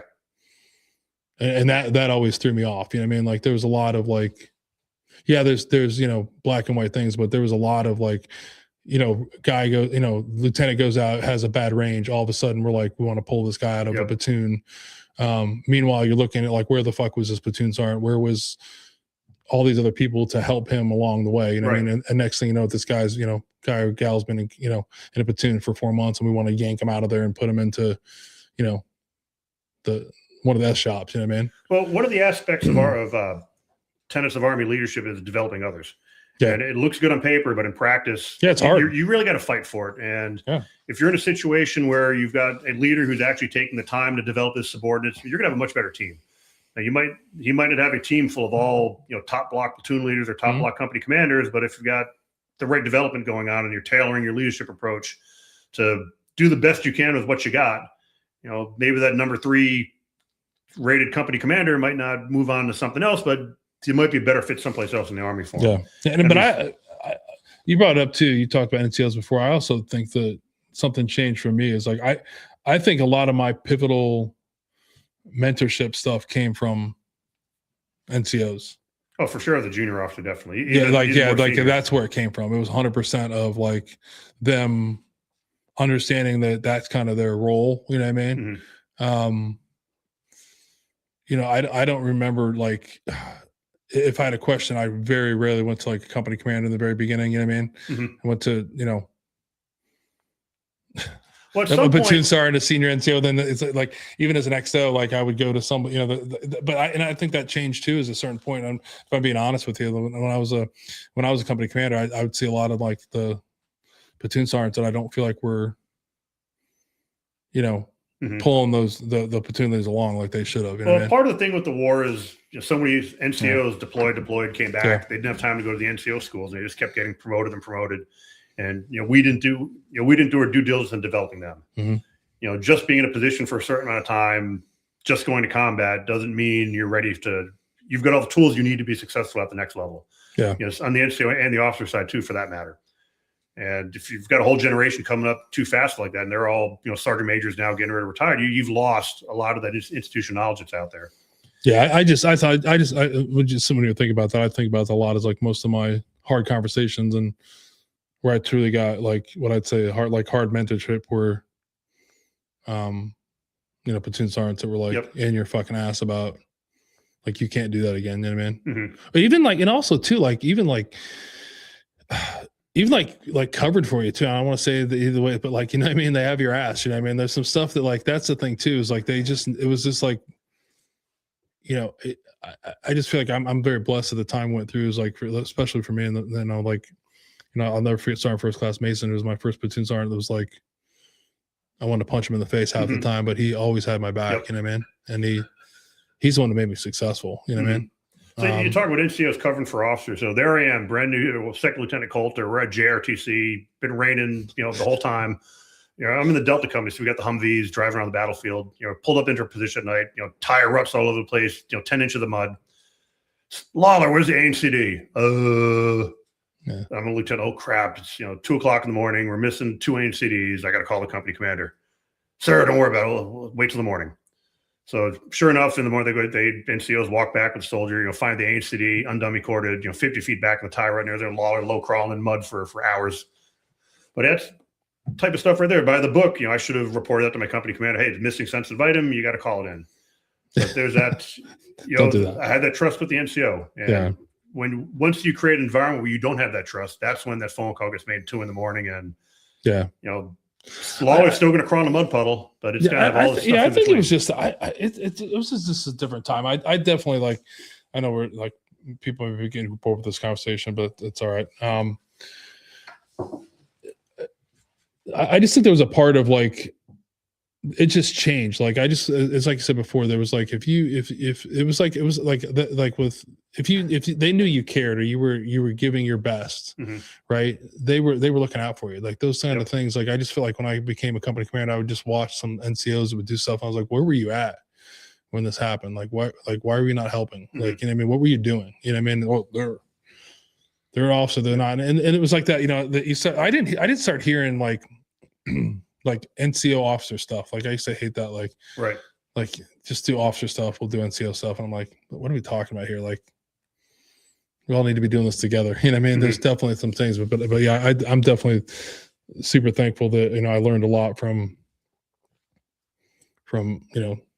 NCOs in my early career that shaped it. Like, well, you said a moment like ago, officers don't need to take, permissive TDY when you, or what is it? Not permissive TDY when you go to your assignment, like show up to your assignment. So I remember showing up to hood and I already got an apartment and I had like 2 weeks leave. Like when you PCS, I was like, okay, cool. Report to my unit. My platoon sergeant's like, what are you doing? Oh, hey, I have, he said, you're married now, blah, blah, I got my apartment. We just so you know, we go to the field on Monday.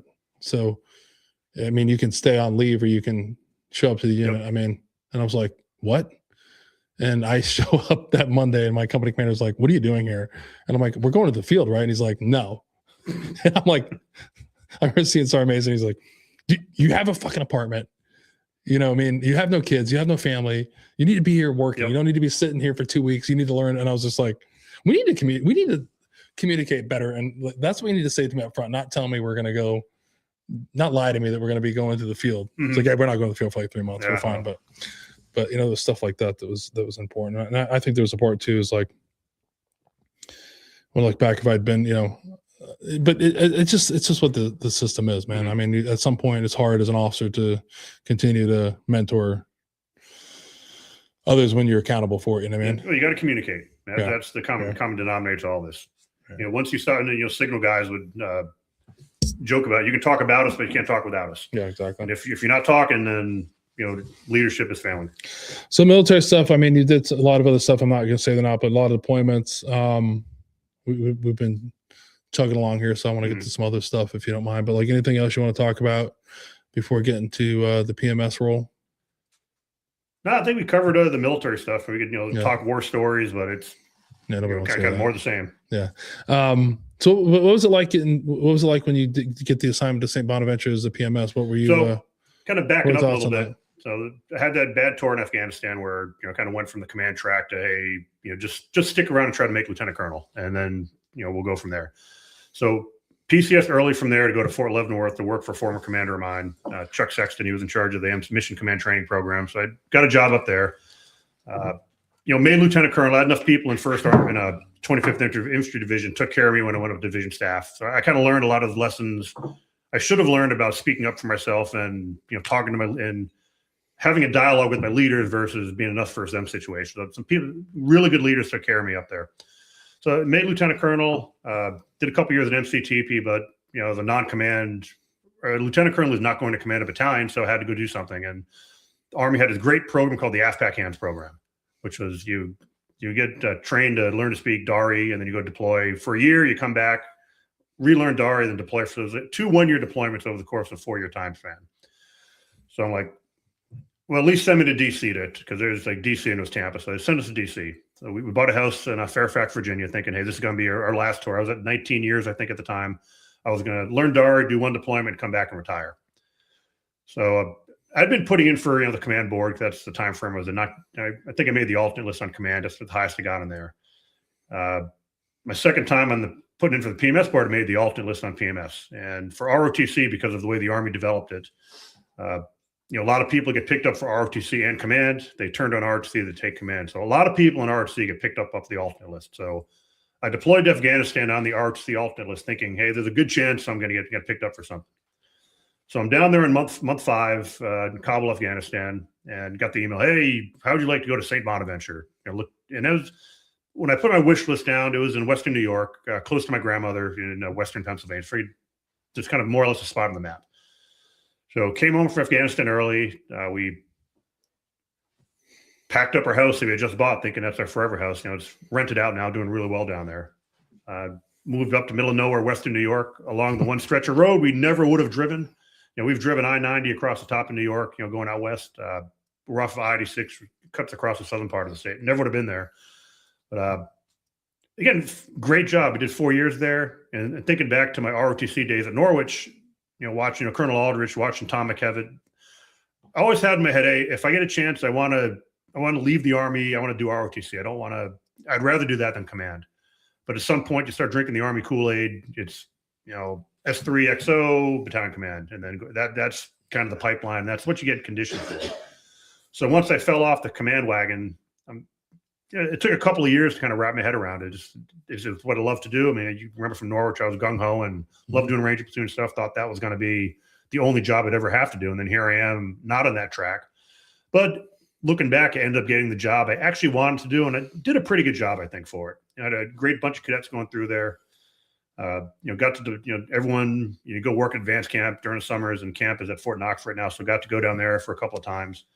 My third time down at camp, I was a regimental training officer. So I was in charge of, you know, 600 or 700 ROTC cadets. I had the second regiment coming through, so second group of cadets. All the Norwich cadets found me at the end of the rotation, so we got a good picture. About 30 or 40 cadets from the regiment at the end there. But great experience. Loved it. It's almost like being on a MIT team in Afghanistan, Iraq. You're senior Army leader in a pretty good chunk of terrain out there in Western New York. Got to talk to civic leaders. Was direct lines to the university president, university staff, all the high school principals. Retired general linked up with out there, Art Austin. Me and him, we still work on a lot of veteran stuff together. Frank Morales, I talked to you about him. He's in charge of student veterans at St. Bonaventure. Worked with him a lot. Just and the fact that the Army is going to take a lieutenant colonel, or major. It's a major down there now, but they put him out there kind of alone and unafraid. Just don't waste cadet money. Don't touch cadets. That's really the two big things you can't do. Outside of that, it's identify, train, and mentor these kids to go be new second lieutenant leaders. So with you and I were talking about, we were reminiscent about how easy it is now at Norwich, but joking, part of us are joking, but part of us are serious. But you're not far from leaving that job, 2021. So it's been a few, like 5 years now. But what in today's generation of like leaders, when it comes to military stuff, what leadership traits do you think young leaders need the most today? That you saw like as they were coming out, going into the new generation of the military, how the world is today. Like what leadership traits do you think are important now for these kids that you saw coming out of school? They're in school right now. Like what kind of it could be specific to the military or just anything in general. Well, it's really the same as we went through. The technical competence, knowing the tasks of what you have to do. So knowing how to land navigate, knowing how to read a map, knowing the basics of being able to get in front of a squad and lead them on a battlefield. So the technical tasks of ROTC, surprisingly, it's almost no different than we went through. This same curriculum, same stuff we're teaching them. That's surprisingly, it hasn't changed a whole lot in 25, 30 years. But the kids are smarter, a lot more information out there. They have access to, with their phones, they can look stuff up. They can have access to all the manuals. They've definitely got a lot more going on for sure than we did. What do you think? What do you think about the next generation of Army officers out there? Because you got officers now probably that are now about to make. They're probably captains. Most of my first group of lieutenants and they're captains now. Yeah, but they're just. I think the Army's in good shape. I mean, it's again, and ROTC hasn't changed. The standards haven't changed. They still go down to camp. They get evaluated. They do their the first portion of camp is all the individual tasks, and they're getting evaluated. Then they do their patrolling. They get evaluated. Yeah, I think they do part of it's a little bit better because I think the way they evaluate leadership is a lot better defined than I think we had like 18 leadership something or others. Now it's down to character, presence, intellect, lead, develop, and achieve, and each one of those has some subsets to it. And it's a whole lot easier to look at a task a cadet's doing on one of the missions, and look at the criteria down there, and coach and mentor them based on that. Yeah. So I think that part of it's gotten that part of it has gotten better. And there's a part of me that's always like when you go back. I mean, you've been back to school a couple times, but like they're way smarter than we were. There's like just a lot more information that's been thrown out there. So there's part of it that's like they're smarter, but like we were just like maybe just more gritty about it. You know what I mean? I feel like it's good to hear that like some of those things are, I feel the same way. I don't get into like that we're in a bad space of the military. I just think it's changed a little bit. They're a lot smarter. There's just so much more information that's out there. Well, I think there's a lot of people that are left on the field that don't even get a chance to do ROTC. Yeah. They just don't know about it. They're not kind of pushed toward that realm. So we still get a lot of second, third generation people coming through. My kids are no different. We do need to start seeing some more people coming through. Yeah. Which is interesting. I mean, we can move on to the kids, because I think it's pretty interesting. Like I've got 3, I'm 0 for 3 for everybody in the military. You're 2 for 2 right now going in. I'm happy being 0 for 3 though. But you got your oldest son, Liam, who's an infantry officer at Fort Wainwright. And then you got your daughter who you let go to the Air Force Academy. I'm an Air Force dad. I know I've been seeing that a little bit, but so what's that like watching, what's that like, for both you and your wife to see them carrying on the tradition of service? Did you see that coming, or is it like, were you surprised when they did it, or have you always known? It's kind of always known for Liam, but actually seeing him go through it, then really going down to watch his Ranger School graduation, that's when a lot of it really started coming back to me. The fact that he went through I get the same thing I went through, the same thing all the people before me went through. And so a lot of the lessons that I, kind of talked to him, throughout his life growing up, directly and indirectly, he kind of lived it. And he kind of won up me. He got his mountain recycle. So we got an extra, 15 days or so in Ranger school. He did rap week twice because the first time he got through rap week, hey, you passed, but we got no slots. So come back in 3 weeks. So that was kind of tough for him. So he did a little harder than Oh, he absolutely. I mean, and I know he got more out of it. I went straight through, kind of blade running there, kind of touch and go at the end for me. That's good. So did you see it come with your daughter? No, that was totally out of the blue. But, looking back at just her personality, type A, wants to do the hardest thing possible to get the most out of it. She's in the exact right place for her. Yeah. And looking at the 3 service academies, Annapolis, West Point Air Force, I mean, she is at the right one that it fits her. Was she trying to get into all of them, or was it? Nah, she's just Air Force. I mean, she did a college trip to Colorado, fell in love with it, and she's like, I'm going there.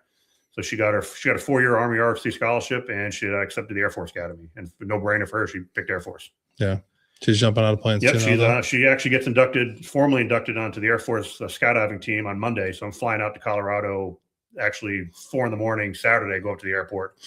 Then I'll be out there. Is there any way they tandem people? That'd be great to see them. No, I don't think they do. Yeah. So the way they train paratroop at the Air Force, it's all free fall, and none of it's tandem. Their first jump is by themselves. And I think the chute's rigged, so if they don't pull the ripcord, it's going to go off on them. But I'm sitting down there watching her. I tried to get down for her graduation, but she had weathered out, so I had to leave before she graduated last summer. It always makes me think about, do you remember in jump master school when the first time they show you the free fall parachute? And do you remember that? And they explain it in like 3 minutes. It's like the fastest explanation of anything. And I'm kind of just like, I feel like we should talk about this a lot more, because just put it on when they're just like, yeah, don't pull the red one. And you're just like, dude, are we not going to talk about steering this thing? They're just like, no, it's just like, just don't. You're not going to pay attention. Yeah, but remember that part? It was like, okay. And then I remember the first time putting that on, I'm like, I have no idea how this thing operates at all. Like, I mean, it looks really cool, but I have no idea if I ever fall out of the aircraft with the helmet. It's lighter than a regular parachute. Yeah. I just remember that. I was like, what in that? Like, nobody explained anything about how this thing works. I don't know how to steer it. This is what people don't realize is like jumping. Like, they don't realize that what we were doing is like, we're not steering. No, we're like a box of rocks going out of a plane. Like it's like lawn darts, you know what I mean? The one it's just like wherever you end up, and wherever the pilots and the wind and Mother Nature wants you to land is where you land. Yep. Not being able to like. See, I always thought that was so funny, because I was like, man, I feel like we should have, like, of all the things we talked about, maybe a 30-minute discussion about this thing, you know what I mean? A video or something. It was just like, you're never going to use this, so don't worry about it. Yep. You're fine. And it's not going to work anyway, so just put it on good. Well, you say that now, but I remember the video, like, I don't know what year it was when that safety got sucked out of the back of the C-130. Yeah, I was I was at 3505. I was up in Bragg. I was yesterday when a couple of them happened. Yeah, I was like, holy shit. Like, they were like looking for him north of Sicily for like several hours. Yeah, because I was talking about, people I was talking about jumping. Like, that's when I started, like, when you go to jump master schools, when you start realizing all the shit that can go wrong. Yep. And that's when you're like, man, this is not. I think it was around jump 15, my eyes started opening and like, hey, don't exit at the same time because I don't want to hit you on the back of the plane. I always laugh about that. That is a thing that you can talk to many paratroopers about, is like when you finally have jumped out with your eyes open. Yep. It's a whole different ball game. Like, totally. And it is probably like 15, 20, 18 or something where you're like, but once you do it, you're like, this is super cool. Yep. You know what I mean? But then things are slowing down and you're feeling the risers or seeing the risers go up between your legs and knowing it's going to be a bad opening. Yeah, there's just some stuff you're like, yeah, this is not. But you're also like, I always told people, like, as bad as everything was, you know, the 8 hours leading up to it, shitty landings, like, there's nothing cooler than looking up in the sky and seeing just other paratroopers, like paratroopers. You're like, yeah, this is fucking awesome. You know what I mean? But then you hit the ground to take a piss and go back to business. You go about it, and you're like, I want to get back in that. But yeah, super proud of my daughter. Again, it's we kind of talk hazing in the front. You know, her first couple of weeks at the Air Force Academy, it's no phone, so it's the first time kids have not had phone contact with forever. It's kind of tough as a parent knowing she's out there going through something similar to what I'd gone through. Oh, but tough for you. Come on, dude. You got 1 10-minute phone call a week. No, tough. That's the part that I don't like about military school things like that. They have their phones. I can't wrap my head around that. Yeah, I mean, I get it in today's world. Like, I mean, because that when we were there, it was like 1 10-minute phone call a week, either incoming or outgoing. Mm-hmm. Like, people don't realize that, like, either or. It wasn't both. Remember that? And then you remember we'd be standing there, like, listening to who you were talking to. Somebody's like listening to you. So there's no like, these guys are hazing us. It was like you'd be like, I love this place. I couldn't be happier. I remember you guys like dictated letter to us. I'm getting so much food. It was the most awful, you know. Yep. But yeah, I mean but that's what I said. I was talking to somebody about that. 2 weeks for them without a phone is huge. It is. So times have changed, right? Yep. Like the connection, and I'm guilty of it too, because I pretend like I don't give a shit. But like when he leaves, if he doesn't text me, he got home. My dad, I'm all like, "Did you get home?" Like, you know what I mean? It's like I even heard me giving a hard time because he didn't answer my text from last night. So I know, like, I like to give everybody a hard time, but we've all gotten soft you on like you get the life alert now, or like you get like chip embedded in there. Yeah, I just know he's fine. I should start. I'm gonna put a camera in there to watch him. Mm-hmm. But no, I mean, but 2 weeks is a huge thing for them, right? Yeah.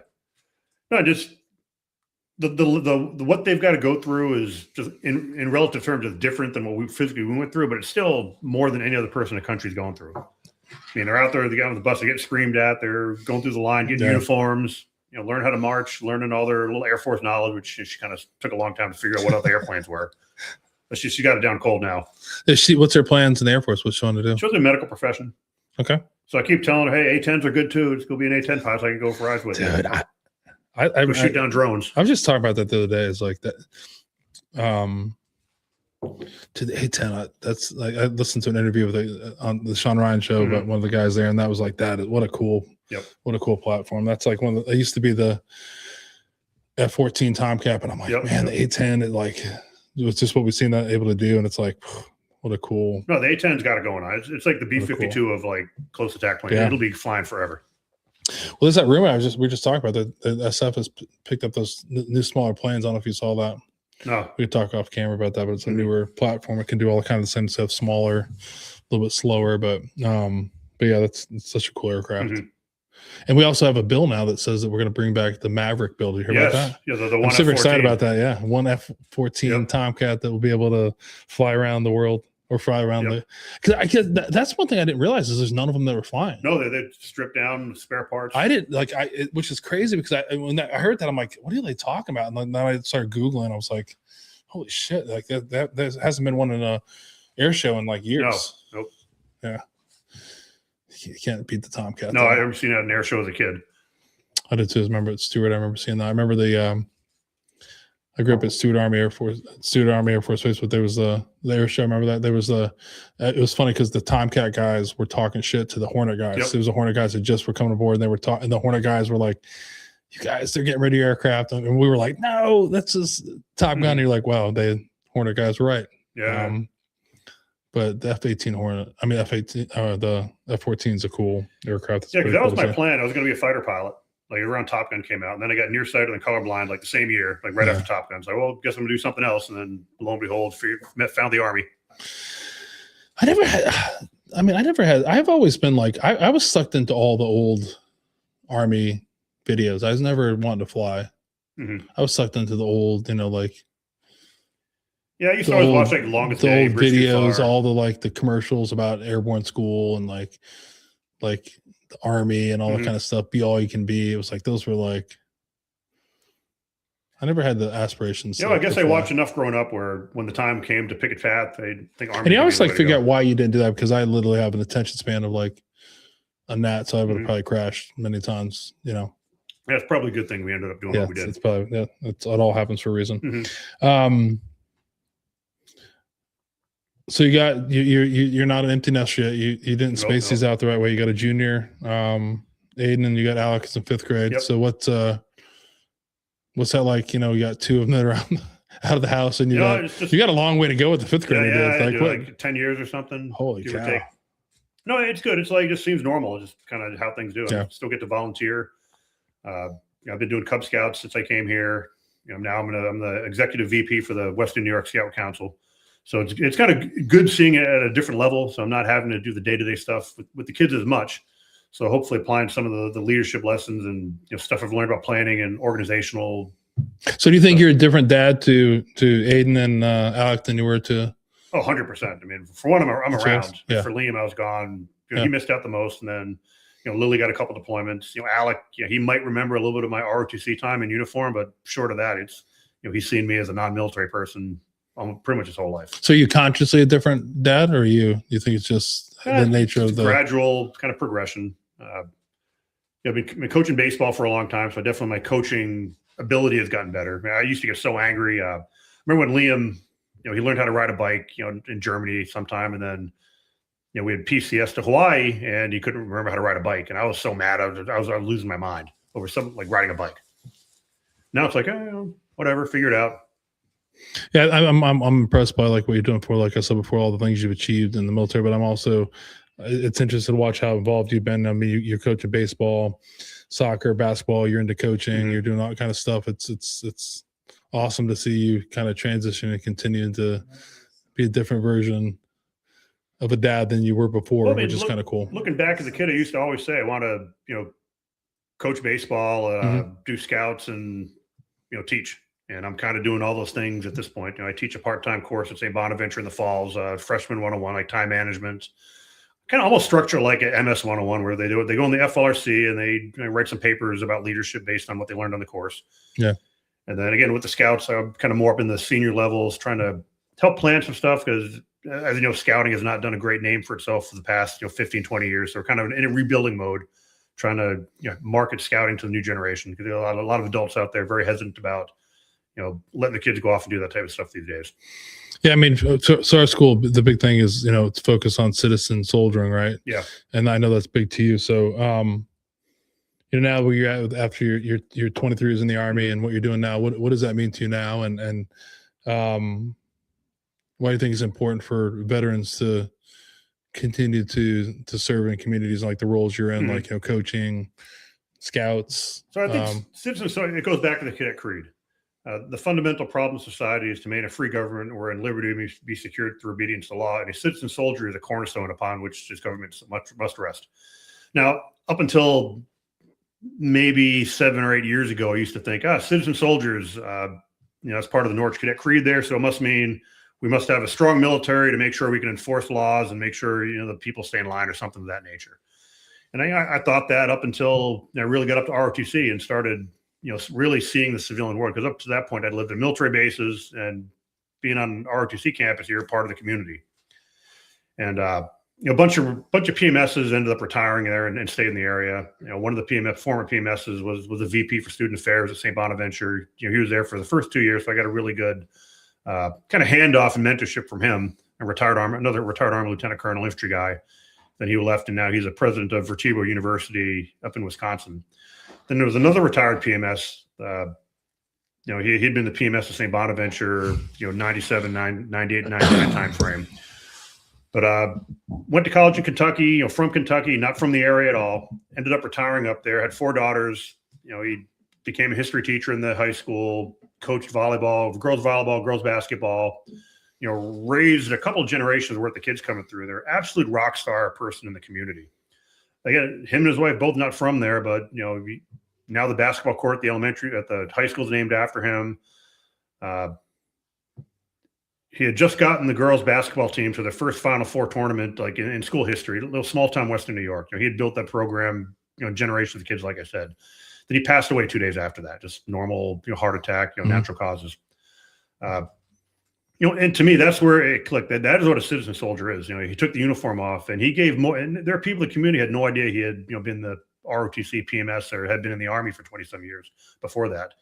No one would have an idea that he is not a Western New York native. He's, from nowhere around there, probably like us. We had no idea where this was on the map.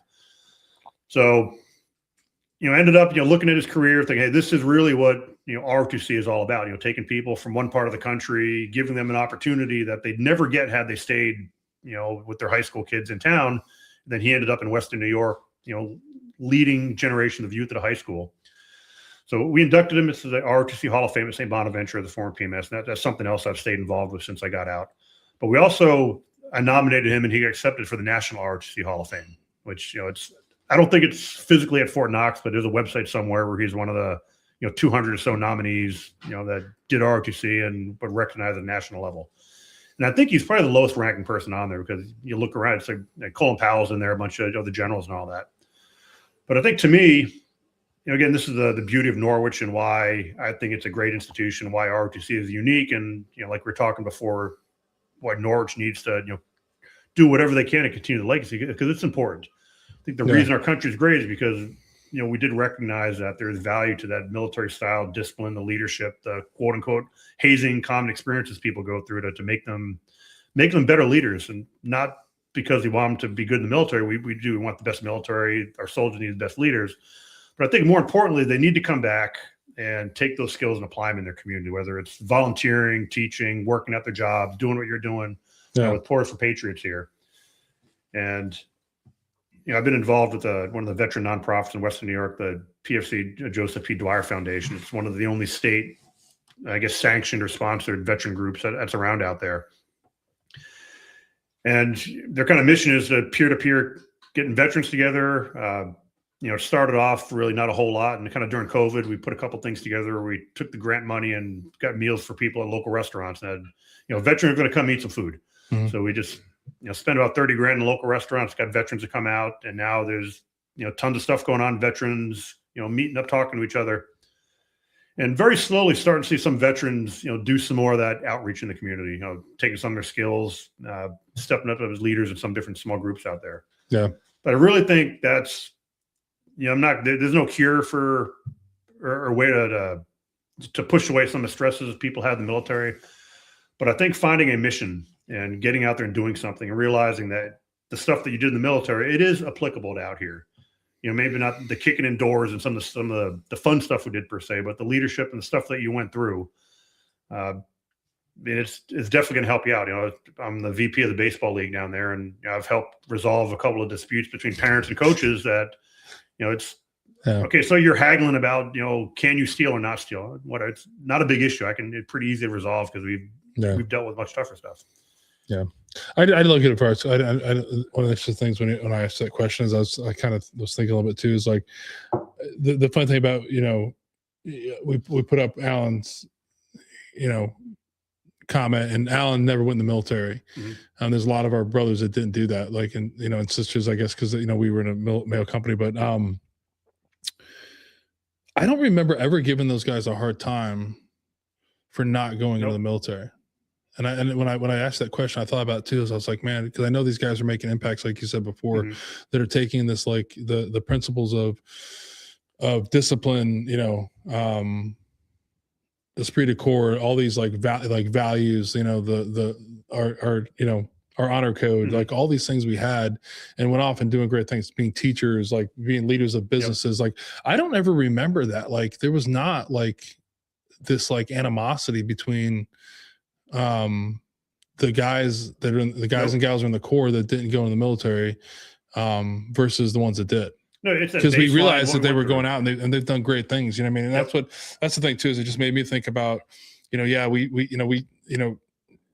Shane and Adam.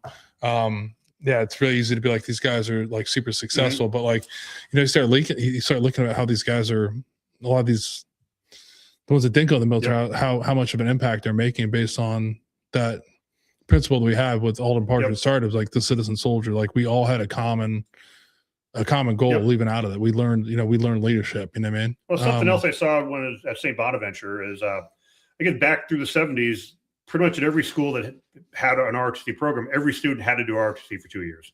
Hmm. So, every Bonaventure student, whether ROTC, they did 2 years of the program, and then they went off and, did their normal thing. Similar to Norwich, where you do ROTC for 2 years, and then after that, you do like Peace Corps ROTC or something. Yeah. And every old alumni that I'd happened to talk to, like, I never finished up an ROTC, but those 2 years, that was the most influential portion of my time at St. Bonaventure. Yeah. I think a little bit too. Like I'm on the fence about whether there should be mandatory service. Mm-hmm. But the older I get, the more I lean to it. It would be not a bad idea. It ties back into the, it doesn't have to be the military. It could be being, an EMT, a fireman. Mm-hmm.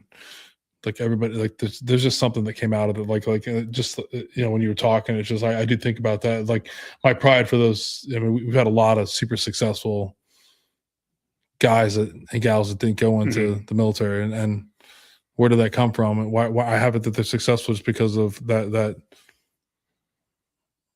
system. Yeah, man, the system, sort of system, how important that was to the discipline. We learned all those crazy things. Like, why is it like, because I look at like, why is it like people cannot get up in the morning and go to work? Like, I don't understand that. I still feel bad if I don't get up in the morning. Do you know what I'm saying? Like, that's what I'm, that's what I'm saying. Like, but we learned that there wasn't a choice. Like, I mean, we think about went through is like, and it's the things that I don't like about what they changed. It's like, people don't realize we had a formation every single time we went to eat. Think about that. We could not, until you're a senior, you could not, I mean, even as a senior, you had to march down 3 formations, stand around in a uniform to go eat. Well, you look at over the course of the ways you can get out of it is if you didn't go, which that's why I say as a senior. But think about that like every day. Want to go eat breakfast? You had to get up, put on a uniform. The return on investment to that small block of time, even look at 4 years of college, it's small in the course of a lifetime. It's huge. Yeah. I mean, even if you did work week and you quit, you're still going to carry those lessons learned the whole time. No, I agree. A couple more questions, so we're going to go to a couple hours and just kind of wind it down. But so 23 years in, what was the hardest part about you getting out? Was it losing your, starting over as a job, losing the friends? What was the hardest part for you to get out? I think the job piece a little bit. I got out during COVID. Again, I'm in Western New York. My wife had just gotten her teaching degree, so she had a job. The kids were going to high school. The goal was, you get her son through high school, and get her daughter through high school. Now it's son 2 and then son 4 through high school. So, we're going to be there for a while. So had to get a job. Not a whole lot of jobs in Western New York, like our typical retired lieutenant colonel friends we get, like walking into defense contracting or some big company like that. Yeah. So I just kind of randomly search around the internet, and then, I got an email from Maximus. Hey, how would you like to be a job as a COVID vaccination scheduling call center supervisor? I'm like, holy cow, what's this all about? Not sure I want to have anything with call center associated with my name. But I kind of poked around, and actually one of my rooks, her father had worked for the company. He was a retired Air Force master sergeant, I think he was. And he had just retired from Maximus, and he said, hey, it's a really good company. They do a lot of good stuff for the private sector. You don't hear about it much because you don't hear about the person calling about, getting welfare payments or social services payments, but it's a government service like anything else. Yeah. And Maximus does a lot of stuff in that sector. So it was during COVID, it was remote, I kind of took a chance with it. You kind of learned a lot that first year as a supervisor, kind of learned a lot about that part of the industry. But I think more importantly, I learned that the lessons in the military about counseling and treating people with respect and listening to them and showing them why we do certain things. And it really helps. And I'd sit there and we'd have to have like counseling sessions with your 10 or 15 call center operators, kind of like in the military. You got to counsel your squad leaders, and you're enlisted. And I'd kind of treat it like that. I'd bring them in. We're on like a Zoom or a Microsoft Teams session. We kind of lay out, here's kind of what you did. Here's the standards. Let's have a discussion about it. Why did these certain things happen on your? So I guess in the call center industry, they've got people always listening on the radio to make sure you're reading the script right and you don't have noise in the background and all that. And, some of my call center employees, I'd have, grandmothers who had, husband sick and they're just working to make a little extra money, retirement job. And I'd have like single mothers living in New York City with, 3 kids in the background, no AC, police cars driving around out there. And I'd have to, explain to them why hey, you got dock points in your call because, you've got your window open and you got police cars driving by. And I got it. I don't care. It's fine. Just, take the lick. I got your back. And, people truly appreciated that. And then listen to some other call center supervisor peers who had kind of grown up in that world and hadn't had the opportunity or been in the military and learned the importance of counseling. So I kind of don't think the civilian side, takes the whole. It's a machine. It's you get a job, you do your work, you punch out at the end of the day. Yeah. And you take the time to talk to people, you explain to them why, you have that open dialogue with them. It goes a long way. And a lot of the call center other supervisors didn't really do. They're just pushing numbers. Hey, you got docked 50 points in your call. You're screwing my rating over. You better fix it or you're going to get fired. Yeah. Yeah. And I think that, it's always, I think it's always one of those things, your purpose, I think, it's always interesting when you hear everybody's answers. I think you found your purpose. You're still involved in the community. Continue to teach. And I'm like I said before, it's almost impressive to see what you're still doing with the younger kids and how you're involved in the community. The key is have kids very spread out apart. So you always have like an elementary school kid coming through the pipeline.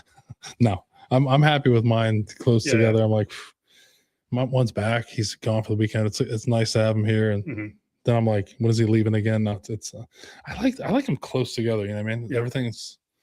We'll see though. I still miss them. I miss them all. But you know, like me, I'm sure you've lost some friends to suicide. So the other question I always ask is, with all the focus and attention on veterans and the warrior class suicide epidemic, what do you think, in your opinion, is not being done that needs to be done? I think communication, talking to people. One of the things Norwich has done, they have this buddy check email they'll send out from time to time, and you reach out, you talk to people. We've got a pretty good social media group with some of the guys I've served with in different units, and there's been a couple times, hey, you haven't heard from so and so, and it, 2 or 3 text messages, and you've got somebody reaching out to them. Yeah. And I think leveraging those type of networks instead of trying to solely rely on the VFWs and the Legions. I mean, they do good work, but that's the last generation. And I think realizing that the social media space is where you can reach out to a lot of people.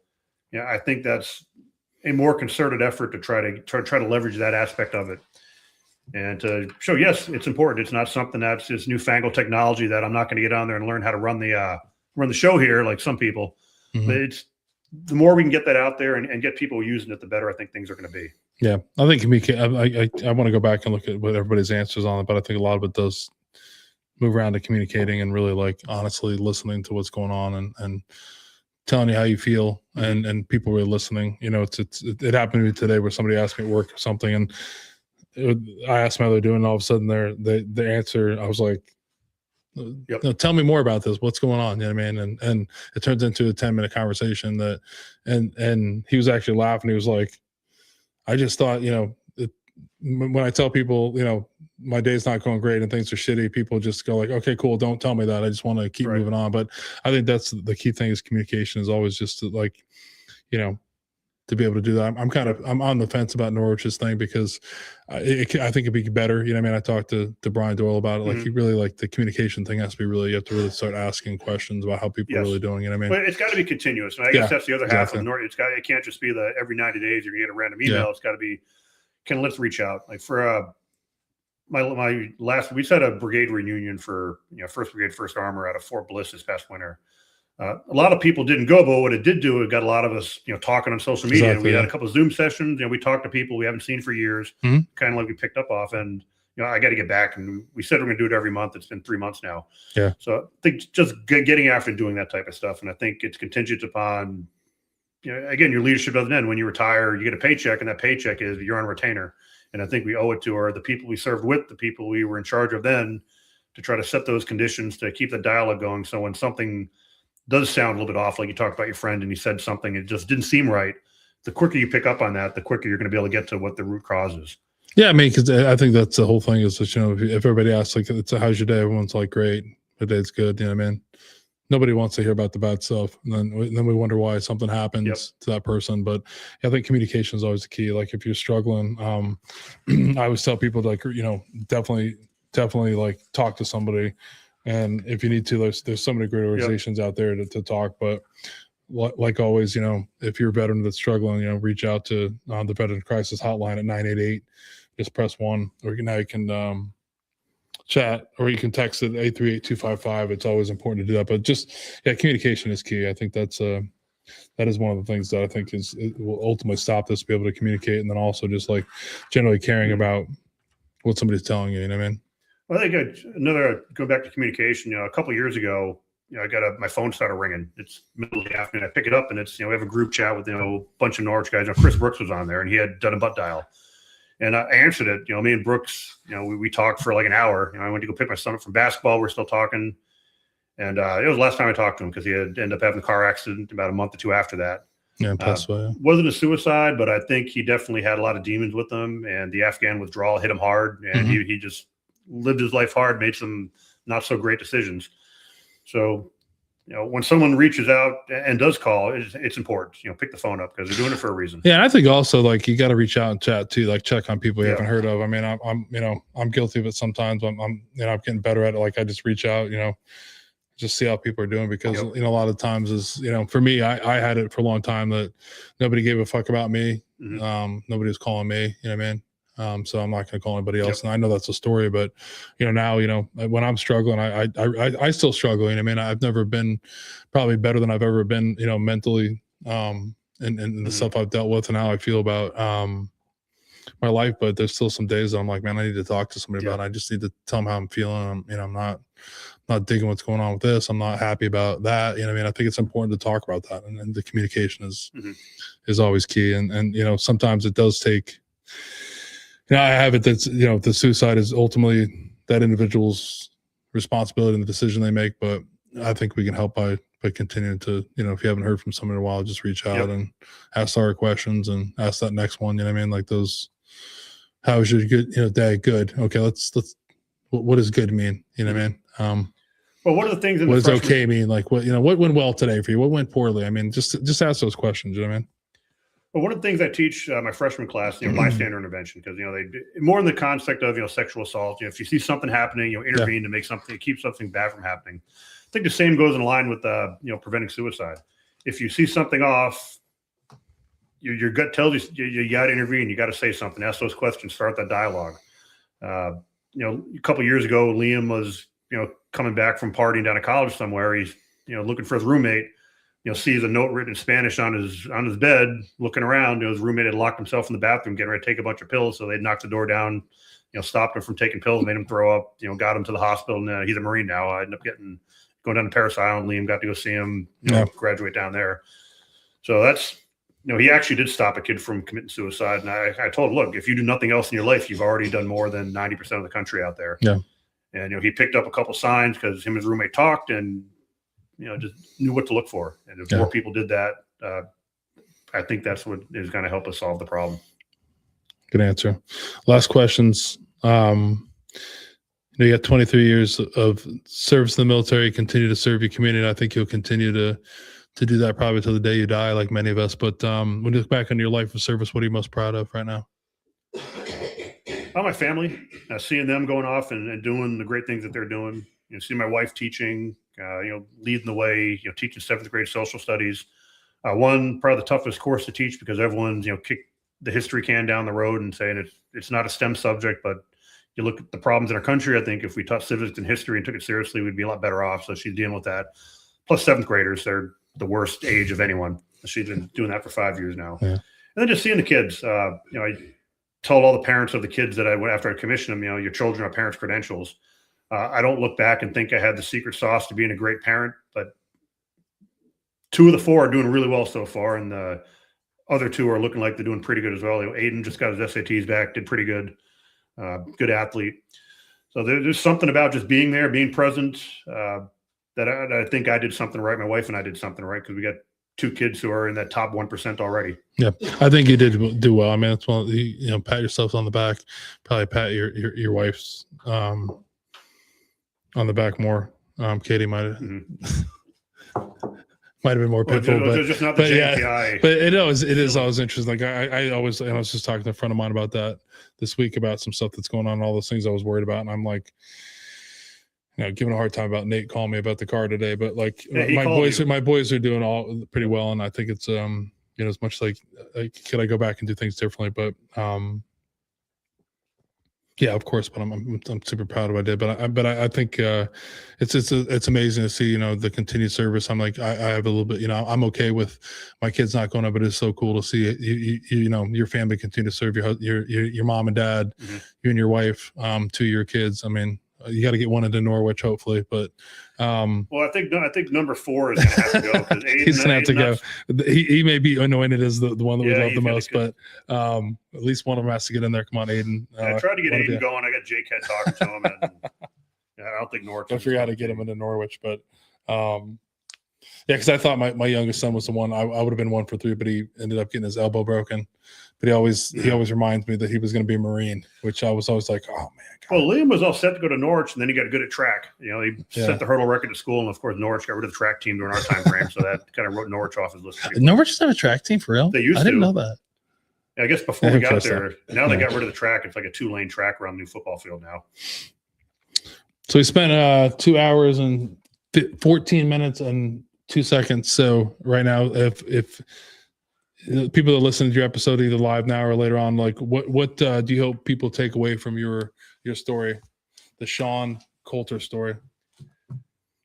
I think on the veteran side, just keep serving. Find your mission, pick a focus. You don't have to be an expert at it.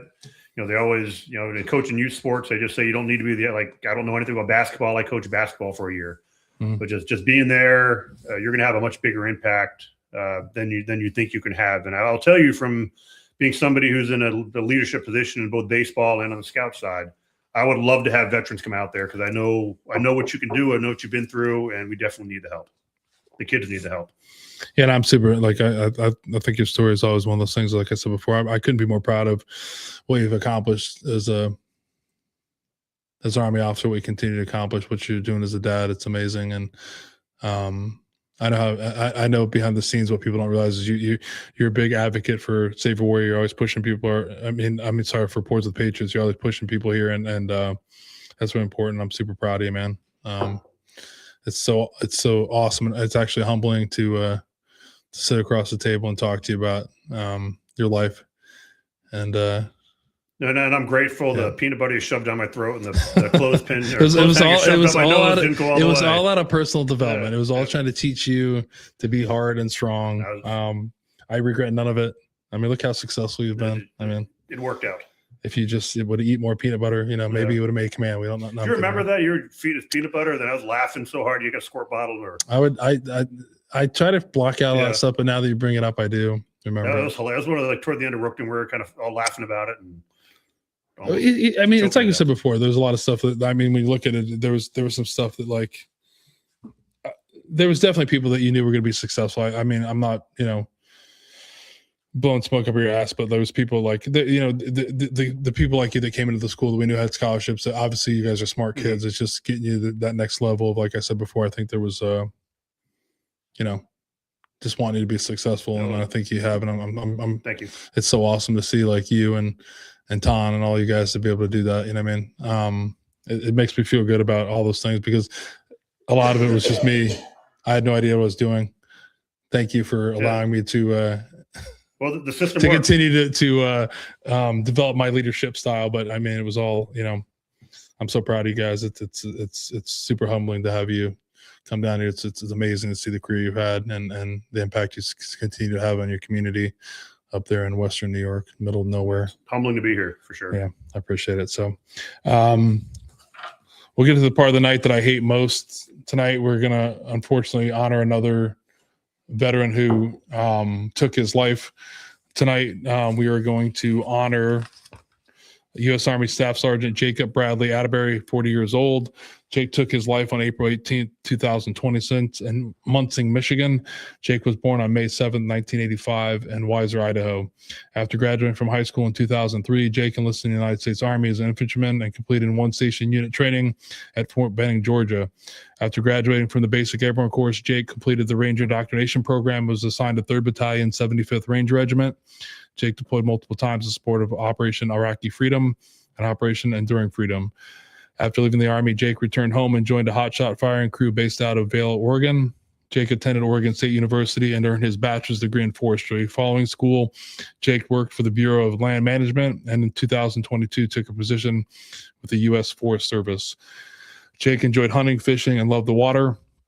Jake had a sense of humor that made everyone laugh and feel welcome. He was known to have a movie quote reference for every conversation. Jake was also great at storytelling, and his stories will be missed by all. Jake is survived by his wife, Chelsea, daughter, Athea, parents, Brad and Beverly, brother, Josh, mother-in-law, Deb, father-in-law, Gary, and numerous other relatives and friends.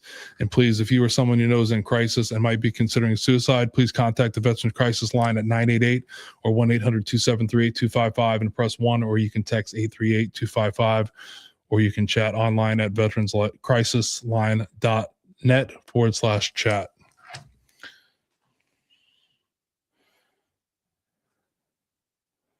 It's always weird doing all the work here.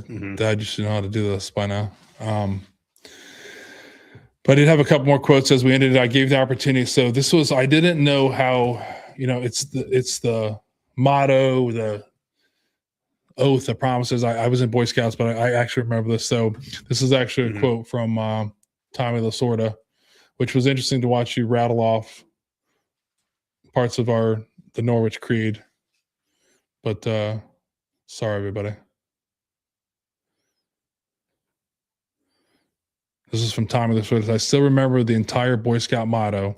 I don't remember the serial number of my gun in the Army. I don't remember the number of my locker in school, but I remember the Boy Scout code, which I didn't even know Time of the Sword was a Boy Scout. I didn't either. Now we know. But the motto, oath, promises, on my honor, I will do my best to do my duty to God and country, to obey the Scout law, to help others at all times, to keep myself physically strong, mentally awake, and morally straight. The That's fingers too, all this kind of stuff. But it was interesting when I brought that up, but to remember that. And thank you for what you're still doing with that. I think that's a huge, that's an important part of the world that people aren't talking about much anymore. So just one more quote from a book I'm reading right now. The Way of Superior Man says, everything in your life, from your diet to your career, must be aligned with your purpose. If you are to act with coherence and integrity in the world, if you know your purpose, your deepest desire, then the secret of success is to discipline your life so that you support for your deepest purpose and minimize distractions and detours. So find your why. Deep. Yeah. Find your purpose and then align everything to it in your life. Somehow works. Which is super interesting. So again, Sean, I want to thank you. I think you're winning at times. So you brought your brother-in-law down here, right? Mm-hmm. So I think you're now 8.5 hours you picked up at the airport. So I think you're the furthest traveling distance person to come here. We have to figure out how to give you a medal or something. But I do want to truly thank you for bringing your brother-in-law down. I can't believe it was almost a year ago, right? Yeah, it was March or May 13 or something. That's crazy. So thank you for coming down. Thank you for all your support behind the scenes. It means a lot to me. Thank you for everything you're doing. I think it does show that you're one of those people I love having on, that after 23 years, your service hasn't ended, and I think that's important. It goes into what you talked about of being a true citizen soldier. So thank you for what you're doing. Thank you for your service. Thank you for your wife's service. Thank you for all your sacrifices. Thank you for your family for sacrifices, because I know they did. And thank you for their services. I mean, we'll give Lily a hard time, the Air Force Academy, a little bit. I don't know if I'm down with that yet, but it's okay. Well, there's a bunch of our classmates have kids through there, so I guess. But that doesn't make it all right. That doesn't make it all right, Sean. It doesn't make it all right. No, I'm kidding. So I'm joking around, but thank you everyone for listening. This has been episode 96 of Pours with Patriots. Until next time, be kind to yourself, honor the stories of the veterans, and remember, when you sit down with a Patriot, the conversation is different. And we'll see everyone in a couple weeks. Thanks.